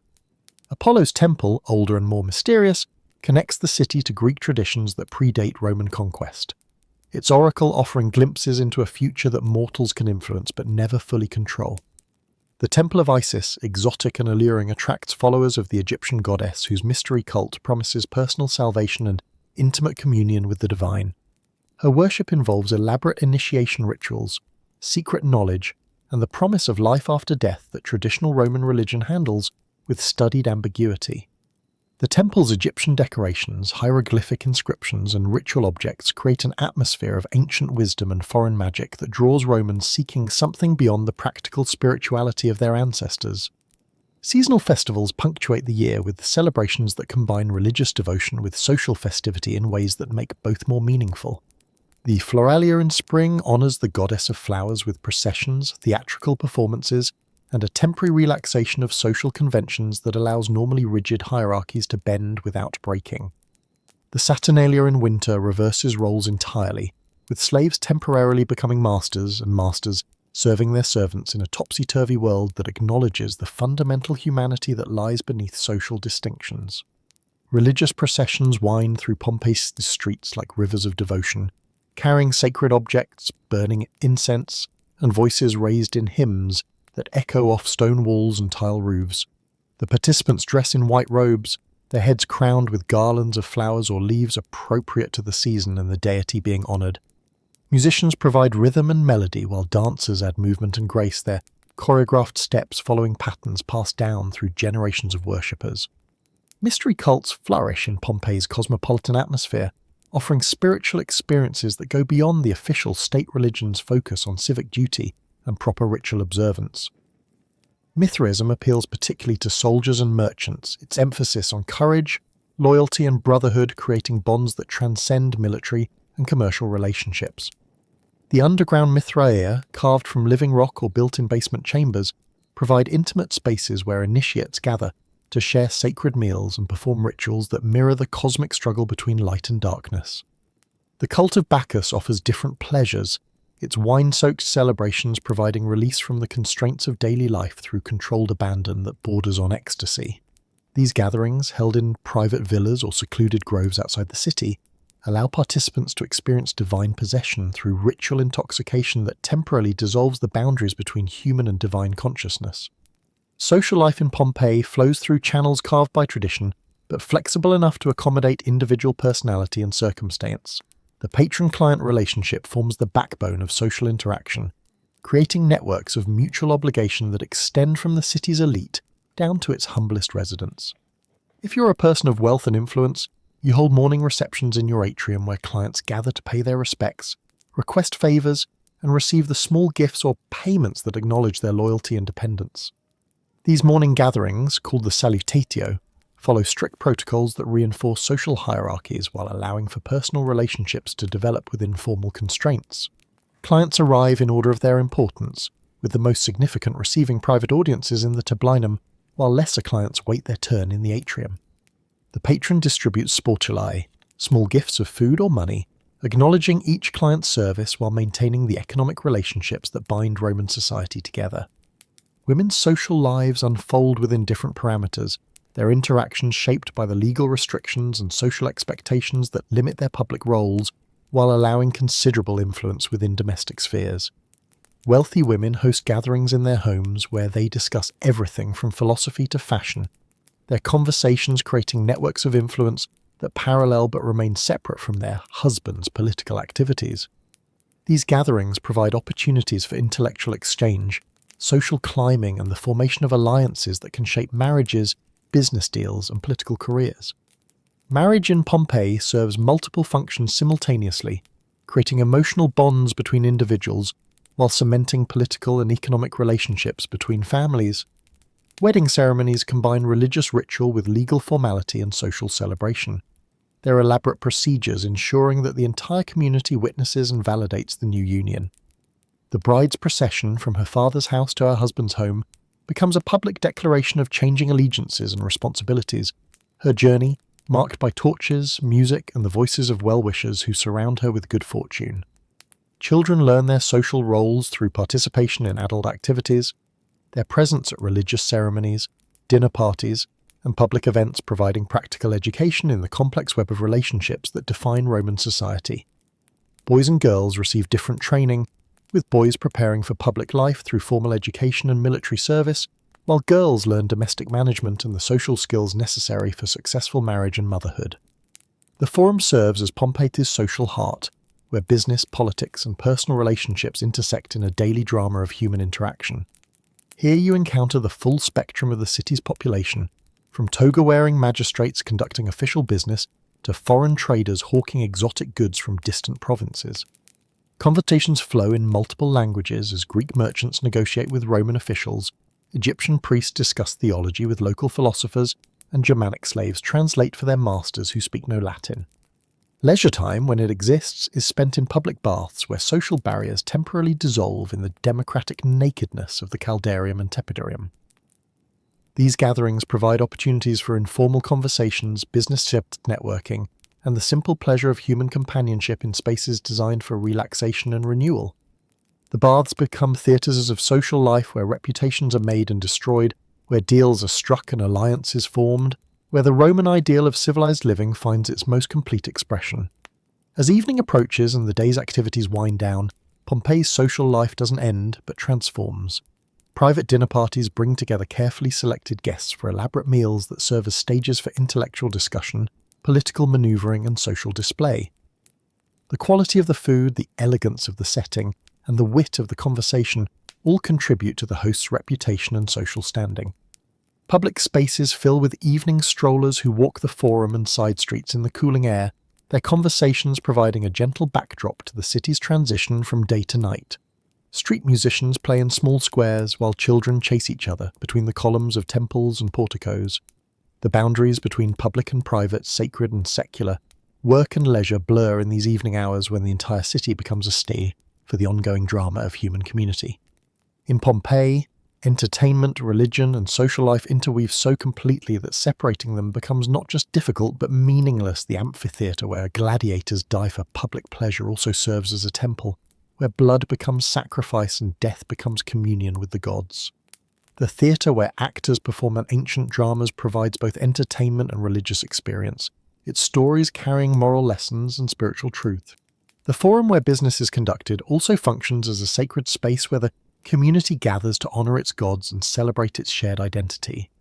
This integration of the spiritual, social and entertaining aspects of life creates a richness of experience that makes every day in Pompeii feel significant, connected to larger patterns of meaning that extend beyond individual existence.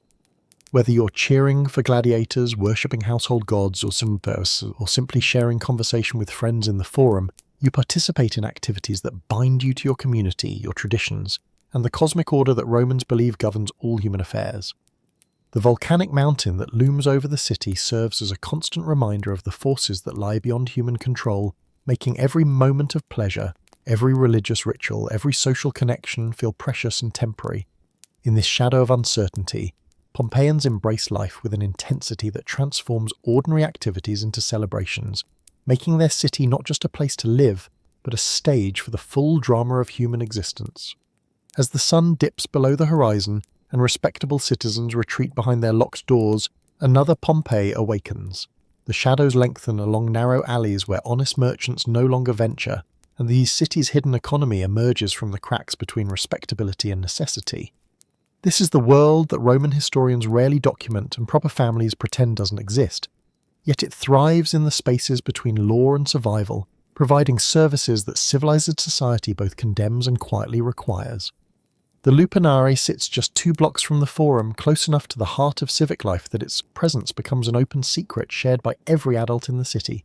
You approach it through a narrow alley where the stone walls press close on either side, their surfaces decorated with explicit frescoes that advertise the services within as boldly as any merchant's sign. These aren't crude scrawls, but carefully painted advertisements. their artistic quality suggesting that even the sex trade in Pompeii maintains standards of aesthetic presentation that reflect the city's overall commitment to beauty and craftsmanship. The building itself is small, cramped, built for function rather than comfort. Stone beds line tiny chambers barely large enough for 2 people, their surfaces covered with thin mattresses that provide minimal comfort for transactions that prioritize efficiency over pleasure. Above each doorway, painted scenes depict various sexual acts with the frankness that characterizes Roman attitudes toward physical intimacy, serving as a menu for clients who may not share a common language with the women who work here. The prostitutes themselves represent the full spectrum of Pompeii's complex social hierarchy. Some are slaves, owned by the brothel keeper, and bound to this life by the legal chains that offer no escape except through death or manumission. Others are freed women who have chosen this work as preferable to the alternatives available to women without family connections or marketable skills. A few are foreign women, perhaps captured in distant wars or sold by desperate families, their exotic appearance commanding premium prices from clients seeking novelty along with sexual release. The rooms themselves tell stories written in graffiti that covers every available surface, testimonials to passion, complaints about service and crude jokes that reveal the humanity of both clients and workers. Fortunata Fellat Beni reads one inscription, while another records a client's satisfaction with a woman named Drauca. Some messages are touching in their simplicity. Vibius Restitutus slept here alone and missed his darling Urbana. These walls become an inadvertent archive of human longing, preserving desires and disappointments that official records never acknowledge. The economics of the Lupanare reflect the broader inequalities that structure Roman society. A session with a prostitute costs about the same as a cup of wine or a loaf of bread, making sexual services accessible to all but the very poorest citizens.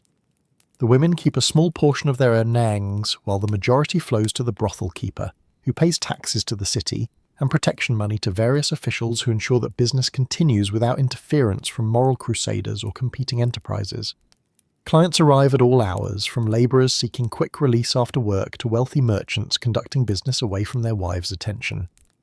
The proximities to the Forum makes the Lupanare convenient for men attending to civic duties who can slip away for a brief encounter before returning to more respectable pursuits. Social barriers that operate strictly in other contexts blur here, as senators and slaves might wait their turn in the same narrow corridor, united by the common desires that transcend legal status and social pretension. Beyond the walls of the official brothel, sexual commerce takes many forms throughout Pompeii. Waitresses in taverns often provide services beyond serving wine, their additional income helping support families that regular wages cannot adequately maintain. Bath attendants sometimes offer intimate services to wealthy clients who appreciate privacy and luxury along with physical pleasure. Even some actresses and dancers supplement their uncertain incomes by accepting private arrangements with admirers who seek more than artistic entertainment. The taverns of Pompeii serve as headquarters for activities that range from mildly questionable to seriously criminal, their dim interiors and flowing wine creating environments where normal social restraints weaken and alternative economies flourish. Gambling dominates many establishments, with dice games running continuously from afternoon until dawn. The ivory and bone dice clatter across wooden tables marked with wine stains and carved with the names of previous players, their dots worn smooth by countless hands that have cast them in hope and desperation. These aren't casual games, but serious business involving substantial sums of money that can change lives in a single throw. Professional gamblers work the rooms with the focused intensity of craftsmen, reading opponents' faces and calculating odds with mathematical precision. They know which dice are weighted, which tables offer the best angles, and which tavern keepers can be trusted to enforce the rules without taking unfair advantage of visiting players. The betting extends beyond dice to every conceivable aspect of daily life. Men wager on gladiatorial contests, chariot races, and theatrical performances with the passion that others reserve for religious devotion. They bet on weather patterns, business ventures, and the sexual preferences of public officials. Some specialised bookmakers operate from small shops near the amphitheatre, taking bets on individual combats and maintaining detailed records of gladiators' fighting styles, injury histories, and psychological tendencies.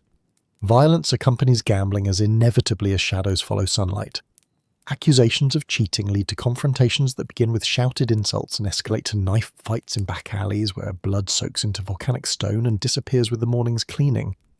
The city's undertakers maintain informal relationships with several tavern keepers, their services required with disturbing regularity to remove bodies that result from disputes over loaded dice or unpaid debts. Professional criminals operate with surprising organisation, their activities coordinated through networks that extend throughout the city and beyond its walls. Pickpockets work in teams, with one member creating distractions, while others lift purses from unsuspecting victims. They prefer crowded markets and religious festivals, where pressed bodies and focused attention create optimal conditions for their craft.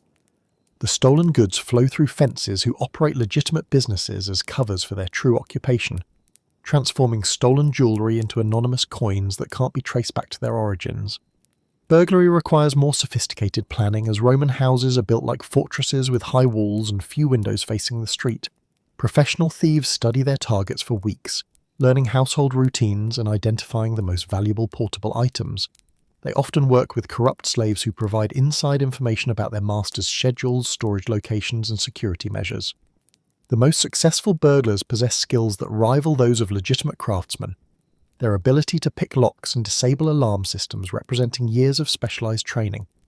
Protection rackets operate with the tacit approval of officials who receive regular payments in exchange for selective blindness regarding certain activities. Shopkeepers pay monthly fees to local strongmen who ensure that competitors don't undercut prices, that suppliers deliver goods on schedule, and that customers pay their debts without requiring legal intervention. These arrangements often work more efficiently than official law enforcement, providing rapid resolution of disputes that might otherwise drag through courts for months or years. The Vigils, Pompeii's night watchmen, maintain complex relationships with the criminal underworld that involve both cooperation and conflict. Some watchmen supplement their modest salaries by accepting bribes to ignore certain activities or to provide advance warning of official raids. Others maintain their integrity but recognize that completely eliminating crime would require resources that the city cannot provide, leading to informal agreements about which laws will be enforced strictly and which will be overlooked as long as violence remains minimal and wealthy citizens are not victimized. Street violence follows patterns that reflect the broader social tensions that simmer beneath Pompeii's prosperous surface. Young men from different neighborhoods develop rivalries that explode into organized fights involving dozens of participants armed with clubs, knives, and stones.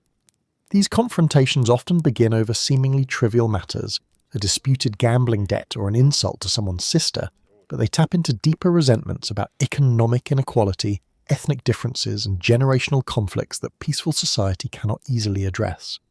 The narrow streets that create intimacy and community during daylight hours become dangerous mazes after dark, their twisting paths and dead ends providing perfect ambush sites for robbers who know the geography better than their victims. Oil lamps provide minimal illumination, creating pools of light separated by stretches of absolute darkness where anything might be hiding. Wealthy citizens hire bodyguards or travel in groups when night business requires them to venture outside their homes, while the poor simply accept the risks as part of life's normal hazards. Fraud represents the most sophisticated form of Pompeian crime, requiring education, social connections, and acting ability that not all criminals possess. Confidence men work elaborate schemes involving false identities, forged documents, and complex stories designed to separate victims from their money through greed rather than force. They might pose as foreign merchants offering exclusive access to exotic goods, or as representatives of wealthy families seeking to invest in local businesses, or as priests collecting donations for temple construction projects that exist only in their imagination. The most successful fraudsters understand that their victims' own dishonesty often provides the key to successful deception. They offer opportunities for tax evasion, black market purchases, or insider information about gladiatorial contests, appealing to the universal human desire to gain unfair advantage over competitors. By making their marks complicit in seemingly minor illegalities, they create psychological barriers that prevent victims from seeking official help when the schemes collapse. Women participate in Pompeii's underground economy in ways that both challenge and reinforce traditional gender roles. Some work as accomplices to male criminals, using their presumed innocence to gain access to victims' homes or to carry messages between conspirators. Others operate independently, running illegal gambling operations from private homes or organizing networks of prostitutes who work outside the official brothels. A few achieve positions of real power within criminal organizations, their success requiring exceptional intelligence and ruthlessness in a world where physical strength often determines leadership. The underground economy's relationship with legitimate business creates grey areas where legal and illegal activities blend together in ways that make moral judgments difficult. Tavern keepers who allow gambling on their premises also provide meeting spaces for legitimate trade associations. Brothel keepers who profit from prostitution also offer safe houses for travellers who need secure lodging. Moneylenders who charge usurious interest rates also provide capital for legitimate businesses that can't obtain funding through conventional channels. These interconnections mean that eliminating crime entirely would require dismantling social and economic structures that serve important functions beyond their illegal aspects.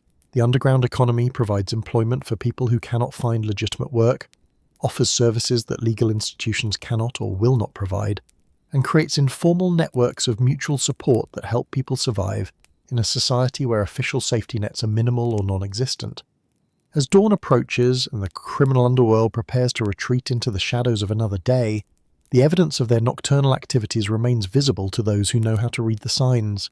Bloodstains on alley walls, broken pottery in tavern courtyards, and fresh graffiti recording debts and threats all testify to the ongoing struggle between order and chaos that defines urban life in any era.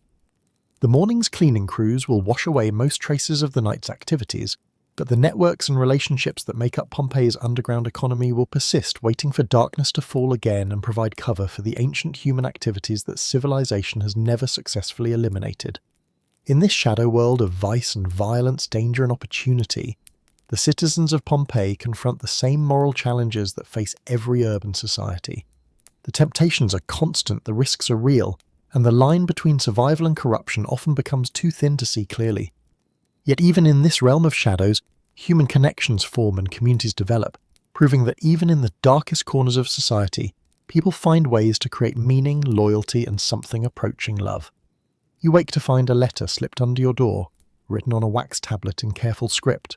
It's from your neighbour's daughter, accepting your proposal of marriage. But this isn't quite the romantic victory you might imagine. In Pompeii, love is a luxury that comes after negotiation, after dowries are discussed, after fathers shake hands over wine and olives in shadowy tablinum rooms.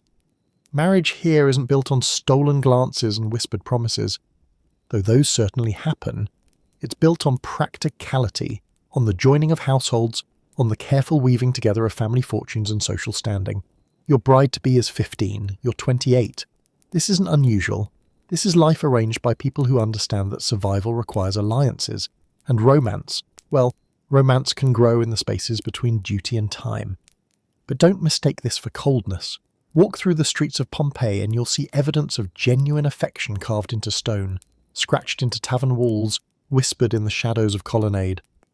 Marcus loves Spendusa, declares a piece of graffiti near the amphitheatre. Restituta, take off your tunic, please, pleads another, more boldly, on a brothel wall.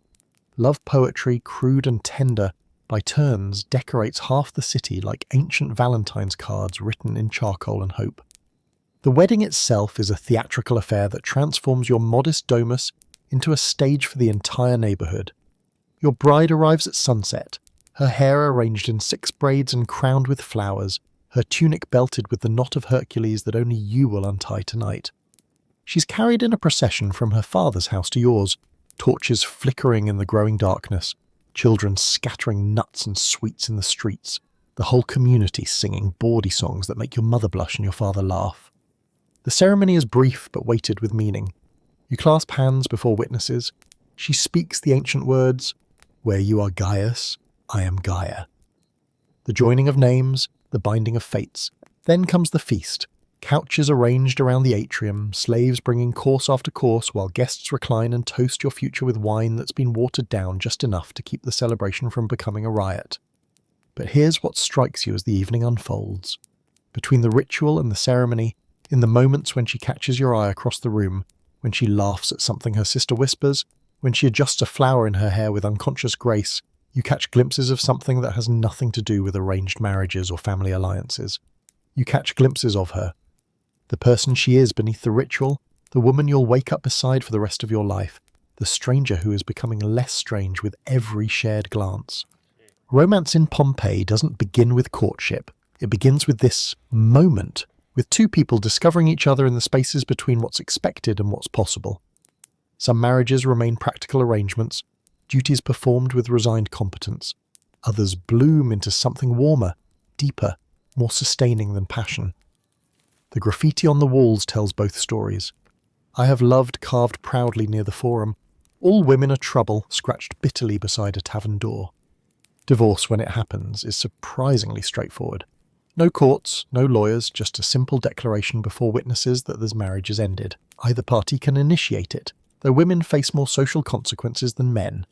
You've seen it happen to your neighbour Marcus. His wife left him for a gladiator trainer, taking her dowry and half his furniture. The whole street whispered about it for months, but life moved on. Marcus remarried within a year to a widow with 3 children and a successful bakery. Practical considerations once again trumping broken hearts. The graffiti tells stories of adultery too, of stolen moments and dangerous liaisons. Successus was here with Petronia boasts one wall near the baths. Whether Petronia was married to someone else remains deliciously unclear.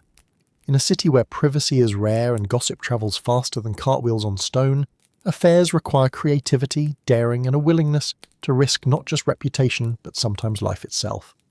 Jealous husbands have been known to take matters into their own hands, though more often social shame serves as sufficient punishment. Yet for all the practical arrangements and social constraints, love persists in Pompeii with stubborn, irrepressible humanity. You see it in the way an old couple shares bread at a thermopolium counter, breaking it carefully into equal pieces. You see it in the teenage boy who spends his last coins on perfume for a girl who may not even notice him. You see it in the worn wedding rings on the fingers of couples shopping together in the Macellum, moving through the familiar dance of shared domestic life. The sound that wakes you isn't the rooster or the cartwheels, it's crying. Not the sharp wail of immediate distress, but the thin, persistent weeping of a child who's been sick for days. Infant mortality in Pompeii is a shadow that hangs over every household, a cruel mathematics that makes parents guard their hearts even as they pour out their love. 1 in 3 children won't see their 5th birthday. This isn't failure or neglect. This is life in a world without antibiotics, without vaccines, without any real understanding of what kills babies in their cribs. Diarrhea, fever, the mysterious wasting diseases that arrive without warning and resist every prayer, every offering, every desperate remedy the local medicus can provide. So you love your children fiercely, but also carefully. You don't name them immediately. You wait 9 days for boys, 8 for girls, holding your breath through those first fragile weeks when the thread between life and death is thinnest. When they do receive their names in the formal ceremony that welcomes them into the family, into the community of the living, the celebration carries an edge of relieved triumph. But for the children who survive those early years, Pompeii offers a childhood that's both harsher and freer than anything we might recognise. Your 6-year-old son already works, helping in the family shop, learning to read prices and recognise coins. Child labour isn't exploitation here. It's education, the slow apprenticeship that will transform him from burden to asset, from mouth to feed to hands that earn. Your daughter, now 8, spends her mornings learning to weave from her grandmother, her small fingers working wool into patterns that will someday furnish her own home. But she also plays, chasing friends through the narrow streets with hoops and balls, playing knucklebones in doorways, swimming in the Bay of Naples when the summer heat makes the city shimmer like a mirage. Education divides along lines of gender and class with the brutal clarity of Roman society. Your son will learn to read and write, to calculate and argue, to prepare for his role as citizen and paterfamilias. He practices letters on wax tablets, memorises Homer, learns the art of rhetoric that will serve him in the forum. Your daughter learns enough reading to manage household accounts, enough writing to correspond with friends and family, but her real education is domestic. Cooking, cleaning, managing slaves, the complex social skills that will make her valuable as a wife. Yet even within these constraints, childhood in Pompeii carries its own magic. You watch your children play gladiators in the garden, wooden swords flashing in the afternoon sun, recreating the games they've seen in the amphitheatre with all the seriousness of true believers. You see them build miniature houses from broken pottery, domestic dramas played out with dolls carved from bone and wood.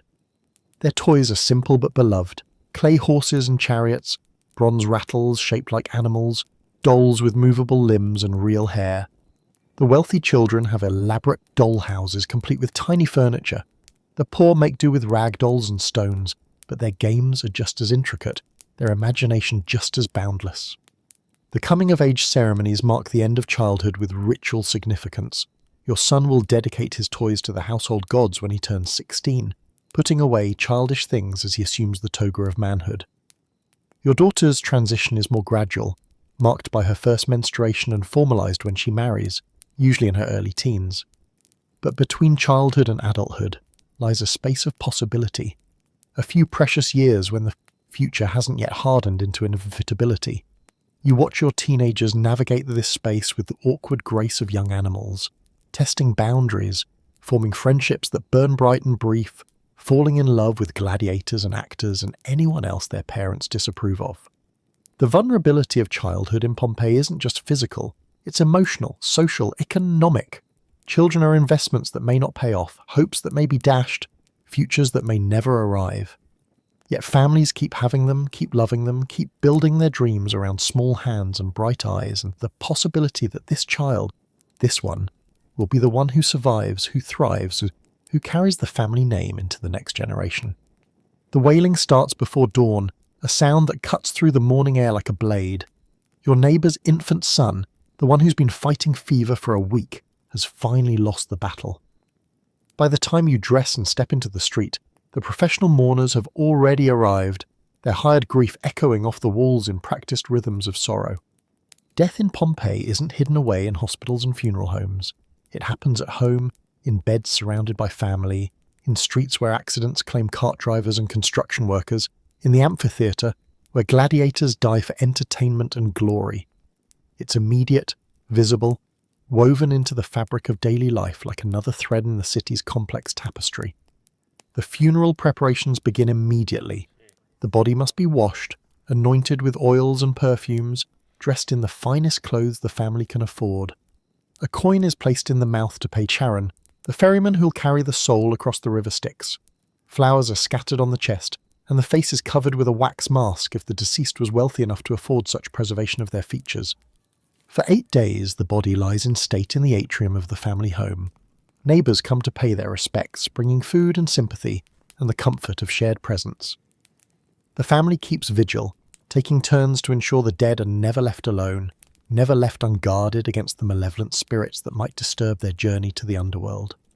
The procession to the necropolis outside the city walls is a public affair, no burials within Pompeii itself.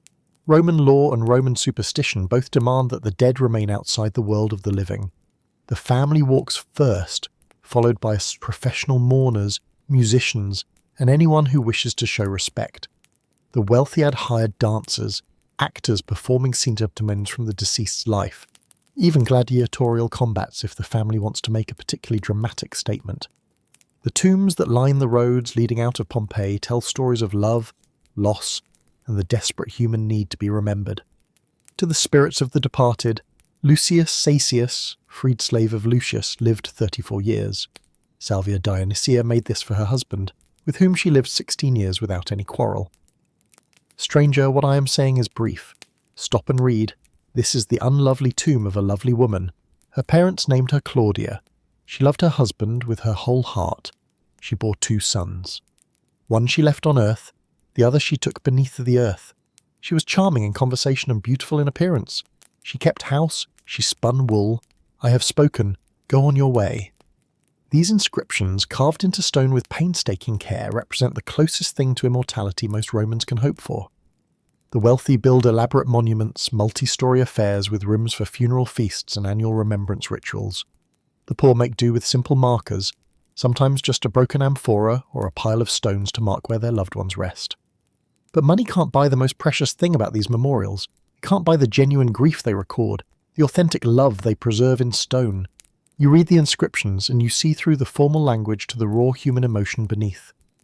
She never caused me a moment's sorrow except by dying. Here lies my darling, my life, my hope. I loved her more than my own soul. Life expectancy in Pompeii hovers around 40 for those who survive childhood, though many live longer and many die younger. Disease claims the most victims, followed by accidents, violence, and the 1,000 small catastrophes that can end a life in a world without modern medicine. Women die in childbirth. Men die in industrial accidents. Children die of everything. Their small graves a heartbreaking reminder of mortality's randomness. Yet the Romans faced death with a combination of stoic acceptance and determined celebration of life. Funeral feasts can last for days, mixing mourning with storytelling, grief with gratitude for time shared. The dead are remembered not just on anniversaries but in daily life, their names invoked in prayers, their images painted on household shrines, their presence felt in the familiar rhythms of family routine. And in a strange way, death in Pompeii carries a kind of democracy.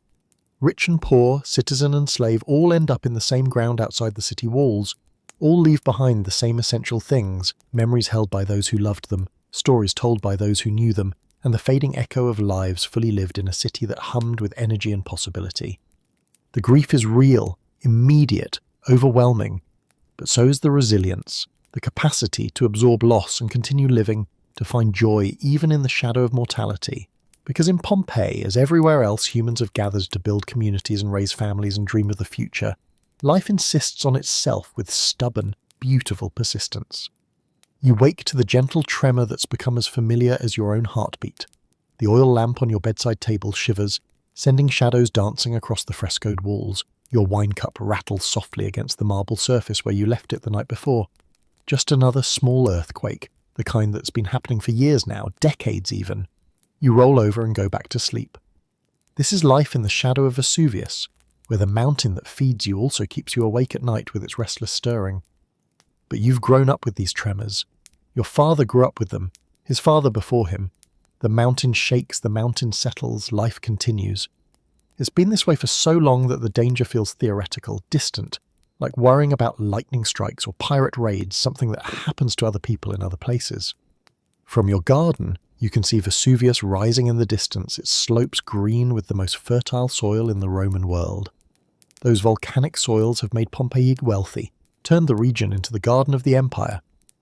The grapes that grow on those slopes produce wines so prized that amphorae stamped with Vesuvian seals command premium prices in Rome, in Athens, in markets across the Mediterranean. The olives are fat and rich, the grain grows tall and golden, the vegetables burst with flavour that Romans swear you can't find anywhere else. Your family owns a small vineyard on the lower slopes, terraced plots that your grandfather carved from the hillside with infinite patience and backbreaking labour. Every harvest brings wine that tastes of sunshine and volcanic minerals, liquid prosperity that flows into your household accounts like liquid gold. The mountain gives and gives and gives, and in return asks only that you ignore its occasional restlessness, its tendency to shake the earth like a sleeper turning over in bed. The beauty of the Bay of Naples makes the risk seem impossible. How could anything so lovely be dangerous? From the harbour you can see the whole sweep of the coastline, Vesuvius rising like a guardian over waters so blue they seem painted, fishing boats dotting the surface like children's toys, the islands of Capri and Ischia floating in the distance like dreams. Villa owners build elaborate pleasure palaces along the shore, their gardens spilling down to private beaches where the wealthy come to escape the heat and noise of Rome.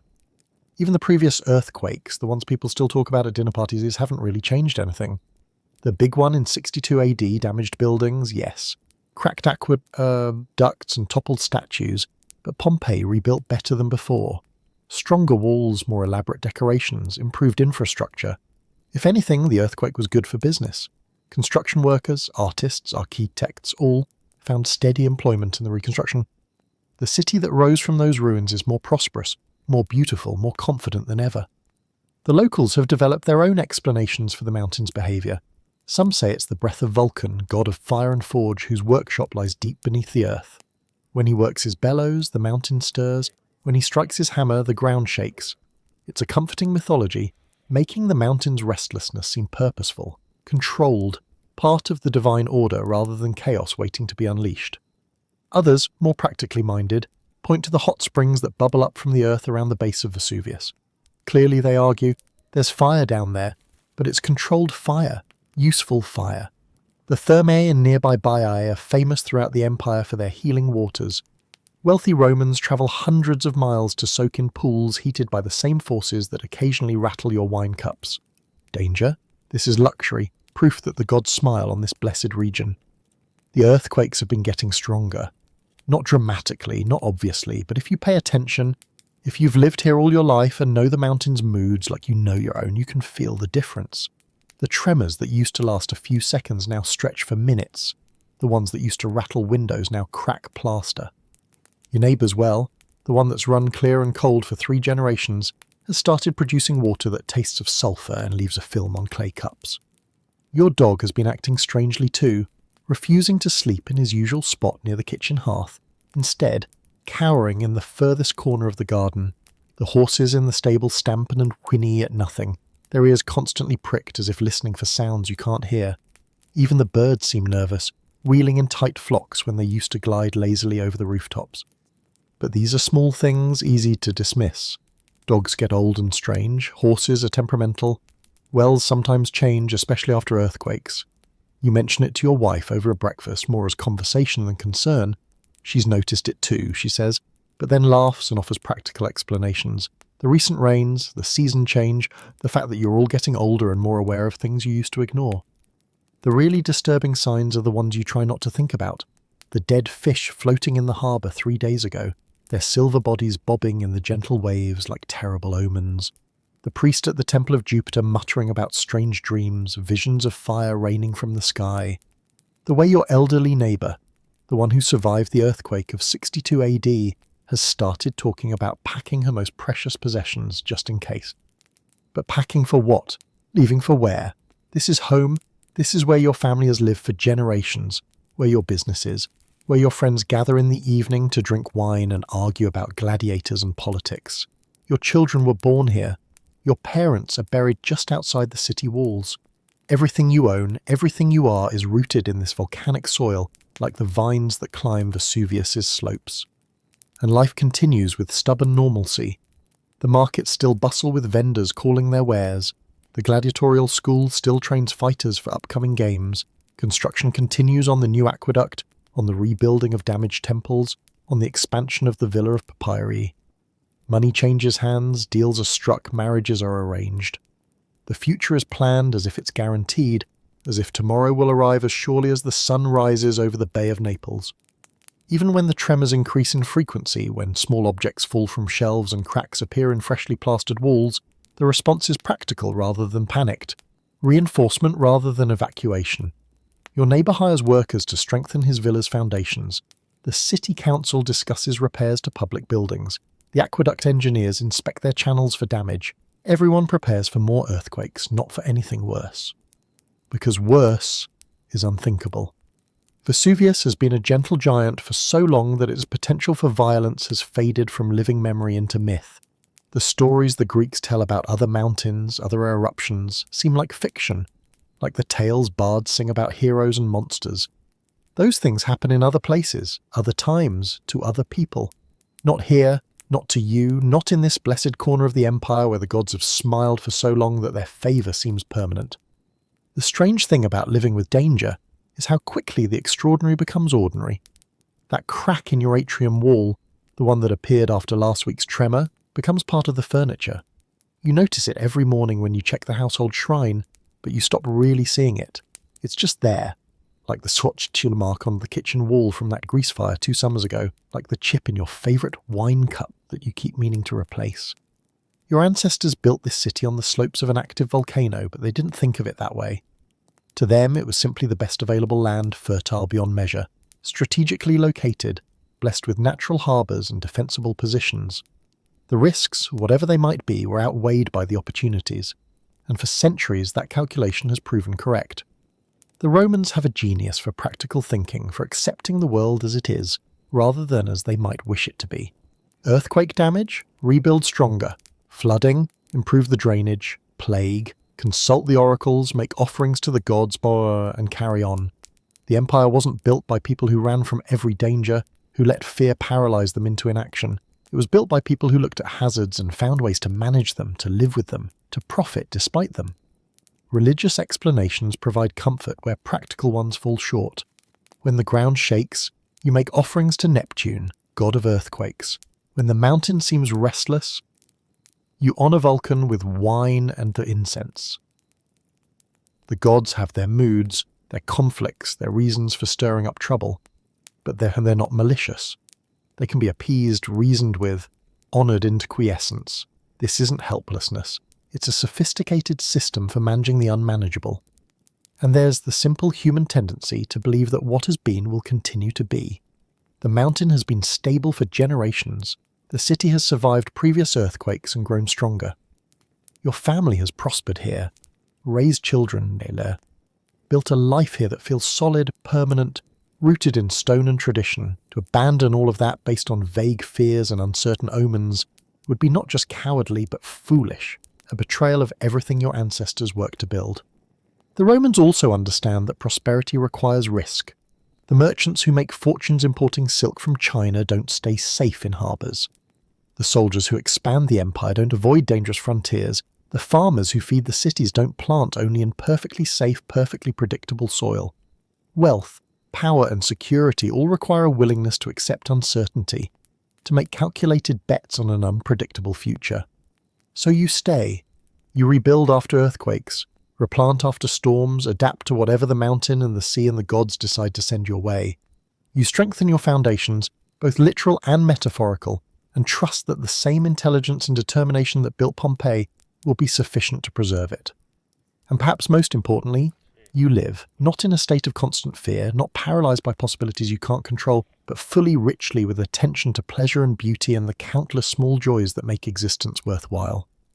Because even if the worst should happen, even if the mountain should wake from its long sleep with fury instead of gentleness, you will have had this, the taste of wine from volcanic slopes, the sound of your children's laughter echoing off ancient walls, the feeling of warm marble under your feet and cool sea breezes on your skin. This is the wisdom of Pompeii, learned through generations of living in the shadow of uncertainty. Not to fear the future, but to embrace the present. Not to flee from risk, but to find ways to dance with it. The mountain may be restless, but so is life itself, and both are gifts to be treasured, not problems to be solved. You wake to what feels like a normal morning. The sun rises over the Bay of Naples with the same golden light that has greeted Pompeii for centuries. Your slaves are already moving through the house, lighting oil lamps, drawing water from the impluvium, preparing the bread and cheese that will break your fast. The familiar sounds of the city stirring drift through your shuttered windows, cartwheels on stone, vendors calling their morning wares, children's voices bright with the promise of another summer day. There's been another tremor during the night. You can tell from the way your wine cup has shifted on its shelf, but nothing unusual. The mountain has been restless for weeks now. Your wife mentions it as she arranges her hair, wondering aloud if you should have the slaves check the garden wall again, the one that cracked last month and seems to be widening. You promise to look at it later, after you visit the forum, after you check on the shipment of olive oil that's due at the harbour this afternoon. The morning air carries the usual sense of Pompeii in late August. Bread baking in the pistrina, the salt tang of the sea, the green smell of gardens watered at dawn, the faint sulphur that's been hanging around the city like a barely noticed perfume. Nothing alarming, nothing that suggests this day will be any different from the thousands that came before it. You dress in your lightest tunic. The summer heat has been oppressive lately, and the forecast, if you can call the observations of sailors and farmers a forecast, suggests another scorching day. Your wife chooses a pale stola that will reflect the sun's heat, and your children complain about the warmth as you share bread and honey in the atrium, the impluvium's collected rainwater providing a small oasis of coolness in the growing heat. By mid-morning, you're in the forum conducting business, discussing the price of grain with a merchant from Alexandria, when the first real earthquake hits. Not a gentle tremor this time, but a sharp jolt that sends people staggering, that topples goods from market stalls and cracks fresh plaster on recently repaired walls. Conversations stop, dogs bark, horses whinny in their traces. For a moment, the great civic heart of Pompeii holds its breath. Then life resumes. Slaves rush to clean up spilled amphorae. Merchants right their overturned tables. Children laugh and run between the columns as if the earthquake was entertainment provided for their amusement. You finish your business with the grain merchant, shaking hands on a deal that will never be completed, making plans to meet again next week in a city that has only hours left to live. It's just past midday when the mountain explodes. The sound comes first, a roar like nothing you've ever heard, like the gods themselves clearing their throats, like the earth cracking open to release the fury that's been building in its depths for centuries.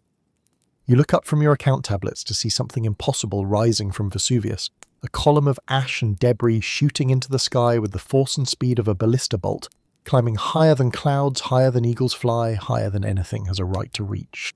The column spreads at its apex like the canopy of an enormous stone pine, black and grey and shot through with flashes of light that might be lightning, or might be something else entirely, something that has no name because it's never been seen before.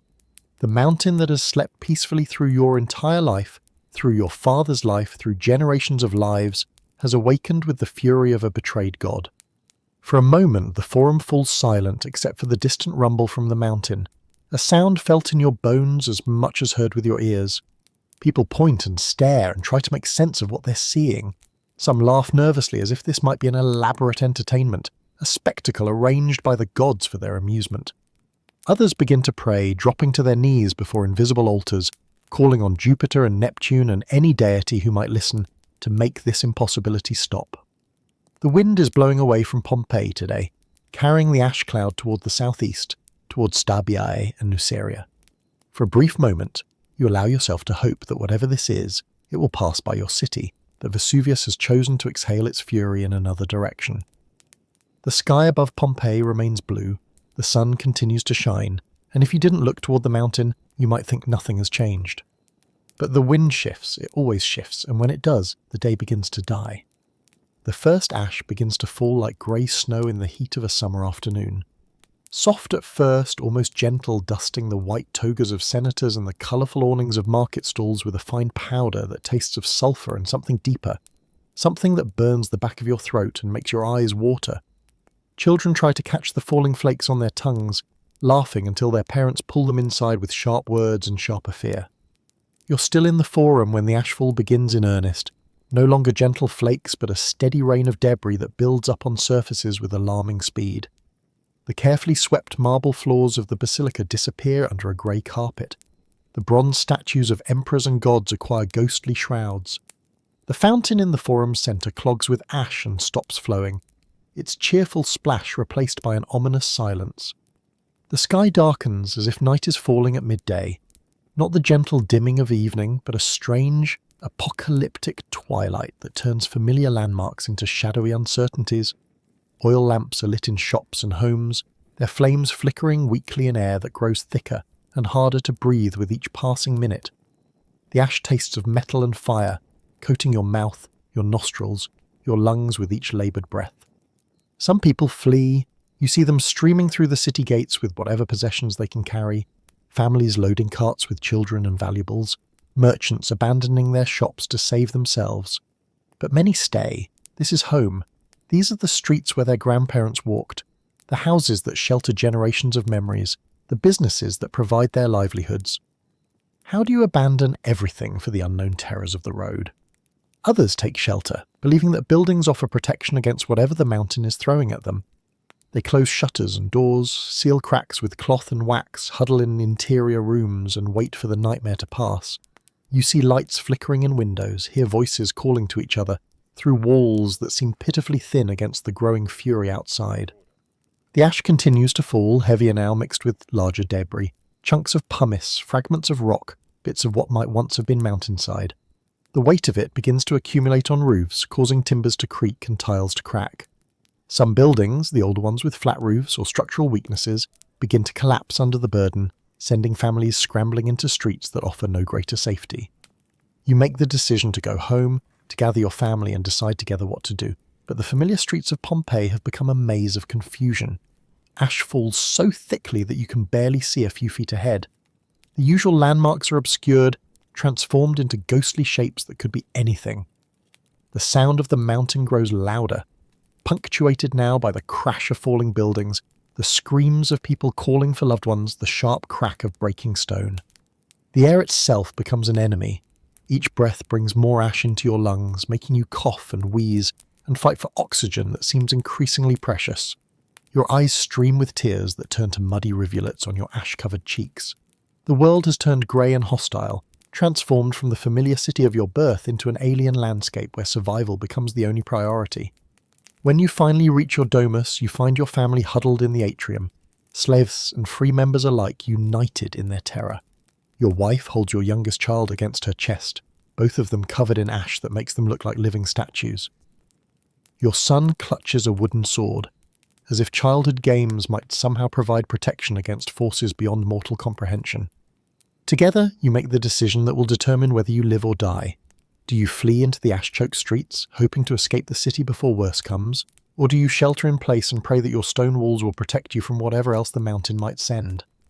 Night falls early, brought not by the sun setting, but by the thickness of ash that blots out the sky entirely. In the strange premature darkness, lit only by oil lamps and the eerie glow that seems to come from the ash itself, Pompeii becomes a city of whispers and prayers, and the constant grinding sound of debris falling on roofs. You've decided to stay. The roads out of the city are clogged with fleeing refugees, many of them already collapsing under the weight of ash and the difficulty of breathing. Better to wait it out here in your own house, surrounded by familiar walls and the possessions of a lifetime. You've weathered earthquakes before, survived floods and fires and all the other calamities that occasionally visit human settlements. This too will pass. Your family gathers in the strongest room of the house, the tablinum with its thick walls and reinforced ceiling. You've brought water and food, oil lamps and blankets, everything you might need for a siege that surely cannot last forever. The children ask questions you cannot answer. Why is the mountain angry? When will it stop? Will the sun come back? You offer what comfort you can, telling stories to distract them from the sounds outside, the constant patter of ash that has become the city's new heartbeat. The ash continues to accumulate. Through cracks in the shutters, you can see it piling up against the walls like grey snow, rising inch by inch, foot by foot. Some buildings in the neighbourhood have already collapsed, their roofs unable to bear the weight. You hear the crashes, the splintering of wood, and the rumble of falling stone, followed by voices calling for help that may never come. The temperature rises, not just the normal heat of late summer, but something else, something that seems to come from the ash itself, as if the mountain is breathing fire into the very air. The walls of your house grow warm to the touch, the water in your clay vessels steams gently, and you begin to realize that heat, not just weight, is traveling on the wind from Vesuvius. Your eldest son, the one who should inherit your business, your house, or your place in Pompeii's social fabric, asks if you're going to die. The question hangs in the ash-thick air like a challenge to everything you believe about survival, about the protection that walls and wisdom and careful planning can provide. You tell him what every father tells his children in moments of mortal danger, that you will keep him safe, that morning will come, that this too will pass. But in your heart, as the heat builds and the ash falls and the mountain's roar grows ever louder, you begin to understand that some things are beyond human planning, beyond Roman engineering, beyond the reach of prayers and offerings, and all the careful structures that civilization builds against chaos. The second day brings something worse than ash. A flow of superheated gas and debris races down from the mountain at speeds that make escape impossible, reaching temperatures that turn organic matter to carbon in an instant. It moves like a liquid avalanche, following the contours of the land, filling valleys and overwhelming everything in its path. When it reaches Pompeii, it brings death that is instantaneous, merciful in its speed if not in its terror. The people caught in its path have no time for final words, for last embraces, for the rituals that should mark the transition from life to death. They are frozen in their final moments, a slave carrying a lamp, a mother shielding her children, a man counting coins that will never buy anything again. In the strange alchemy of the eruption, destruction becomes preservation. The ash that kills also protects, sealing organic materials away from decay, creating moulds of bodies and artifacts that will survive longer than marble monuments. The city that dies in fire is reborn in stone, its final moments captured with a fidelity that no artist could achieve. Bread remains in ovens, still recognizable after centuries. Wine amphorae stand exactly where they were placed, their contents long evaporated but their positions unchanged. Graffiti on walls preserves the last words of people who had no idea they were writing their own epitaphs. Marcus was here.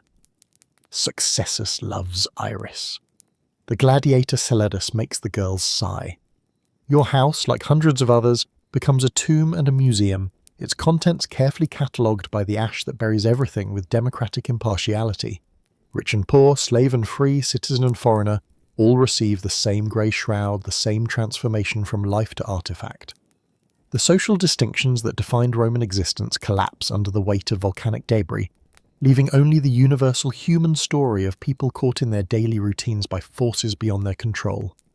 The silence that follows the eruption is profound, total, unmarked by any sound except the settling of cooling ash and the distant rumble of a mountain returning to sleep. For the first time in centuries, no human voices echo through the streets of Pompeii. No cartwheels clatter on stone, no children play in gardens, no merchants call their wares in the forum. The city sleeps under its grey blanket, waiting for rediscovery by people not yet born in times not yet imagined.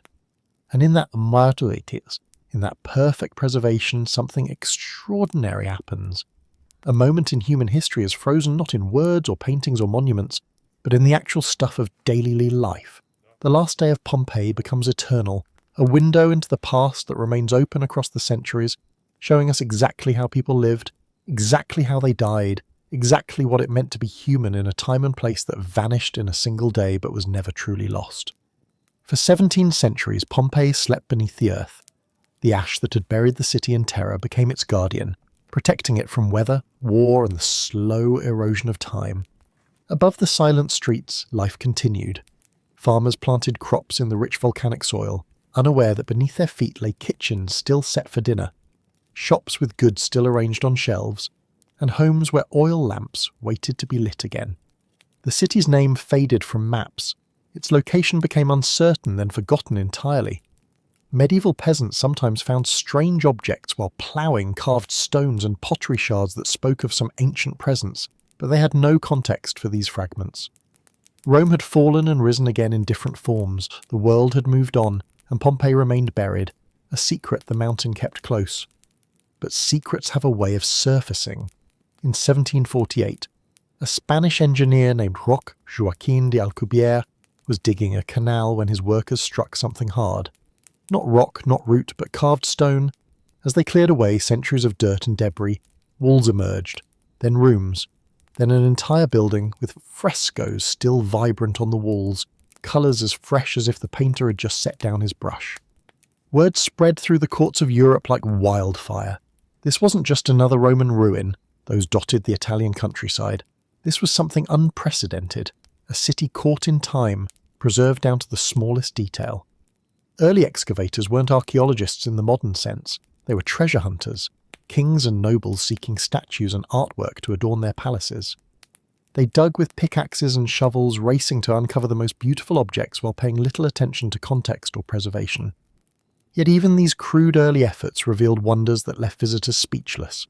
Houses with gardens still intact, their plants fossilized in ash. Bakeries with loaves of bread turned to charcoal but still recognizable. A tavern with amphora still arranged behind the counter. It was as if the entire city had simply paused, waiting patiently for someone to return and resume the conversation. Giuseppe Fiorelli changed everything when he took charge of excavations in 1860. Where others saw artifacts, he saw stories. Where others rushed to uncover treasures, he insisted on careful documentation. Most remarkably, he developed a technique that would give Pompeii its most haunting legacy.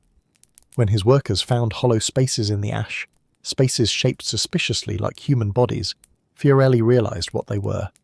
The ash had hardened around the victim, and over time the organic matter had decomposed, leaving perfect molds of their final moments. By pouring plaster into these cavities, Fiorelli created casts that were breathtakingly intimate. A man caught trying to shield his face from the falling ash. A dog twisted in agony, still wearing its bronze collar. A family huddled together in their final embrace. These weren't ancient Romans anymore, distant figures from history books. They were people caught in moments so human and immediate that visitors wept looking at them. The world had never seen anything like it. Pompeii became a pilgrimage site for artists, writers, and dreamers. They came seeking inspiration and left forever changed by the immediacy of what they'd witnessed. This wasn't the glory of empire or the grandeur of monuments. This was life itself, preserved in all its beautiful ordinariness. Every handful of ash that excavators removed rewrote the textbooks.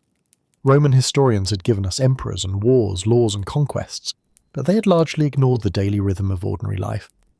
How could they know that Romans ate fast food from street-side counters, or that children played with toy gladiators, or that people wrote love letters on walls for all to see? Pompeii revealed a civilization far more familiar than scholars had imagined. The graffiti alone revolutionized our understanding of Roman society. scratched into walls and carved into countertops were the voices of real people, unfiltered by the formal language of official documents. Successus was here with Severina, someone had written on a brothel wall. Lucius ist assiduous. I regard as a stranger anyone who doesn't invite me to dinner, complained another on a house entrance. These weren't the carefully crafted words of poets or politicians. They were complaints, boasts, love notes, and crude jokes, the authentic voice of a civilization speaking directly across 2 millennia. Gladiator's helmet bore the inscription Marcus Attilius, winner of 1 crown tiro, marking him as a novice who had somehow survived his first fight. A bakery wall proclaimed bread baked by Sotericus is especially good. Advertisement or graffiti, it didn't matter. It was real, immediate, human. The preserved food told stories that no ancient author had bothered to record. Archaeologists found carbonized loaves still in their ovens, eggs still in their shells, nuts and fruits arranged on tables. They discovered that Romans ate a much more varied diet than previously believed, importing exotic spices from India, keeping peacocks as delicacies, and creating elaborate sauces that would challenge modern chefs. In one house, they found a meal interrupted, the family's dinner still arranged on the triclinium couches, beard, olives, wine cups half filled, and a bowl of what appeared to be lentil stew. The volcanic ash had captured not just the food but the moment, the exact instant when normal life stopped and catastrophe began. The workshops revealed the sophisticated technology that powered Roman commerce. Bakeries contained massive stone mills powered by donkeys, their grinding surfaces worn smooth by decades of grain. Fulleries showed the complex process of cleaning and dyeing cloth, with stepping vats still stained purple and red. A blacksmith's forge contained iron tools barely different from those used a century ago. Most remarkably, the preservation was so complete that organic materials usually lost to time survived in carbonized form. Wooden furniture, leather sandals, papyrus scrolls, even delicate fabrics maintained their shape and texture. In one villa, archaeologists found a library with over 1,000 scrolls, charred but readable. They contained works of philosophy, poetry, and science, including texts by authors whose works had been thought completely lost. Standing in Pompeii today, surrounded by streets where cartwheels carved ruts still visible in the stone, you realize something profound about the nature of human existence. These people lived 2,000 years ago, in a world without electricity or engines, without modern medicine or global communication. Yet their concerns, their hopes, their daily struggles were remarkably similar to our own. They worried about money, as evidenced by the careful accounting records found in shops and homes. They complained about their neighbours, gossiped about local politics, and fell in love with inappropriate people. A piece of graffiti from a gladiator school reads, "Celadus makes all the girls sigh," while another warns, "Beware of the dog," in mosaic tiles at a house entrance. These could have been written yesterday. The preservation of Pompeii teaches us that catastrophe and beauty often walk hand in hand. The same volcanic ash that brought terror and death also created the most perfect archaeological site in human history. Without that tragic August day, we would know Romans only through their own propaganda, their careful official histories and grandiose monuments. Instead, we know them as they truly were, people who left dirty dishes in the sink and scratched their names on tavern walls. There's something deeply moving about the democracy of destruction that Vesuvius brought. Rich and poor, citizen and slave, all were equally preserved or equally lost, and the ash didn't discriminate. In death, the elaborate hierarchies that defined Roman life simply vanished. A wealthy matron and a street vendor became equally human, equally worthy of remembrance. Perhaps most importantly, Pompeii reminds us of the fragility of the everyday. We go about our routines, make our plans, assume tomorrow will arrive as scheduled.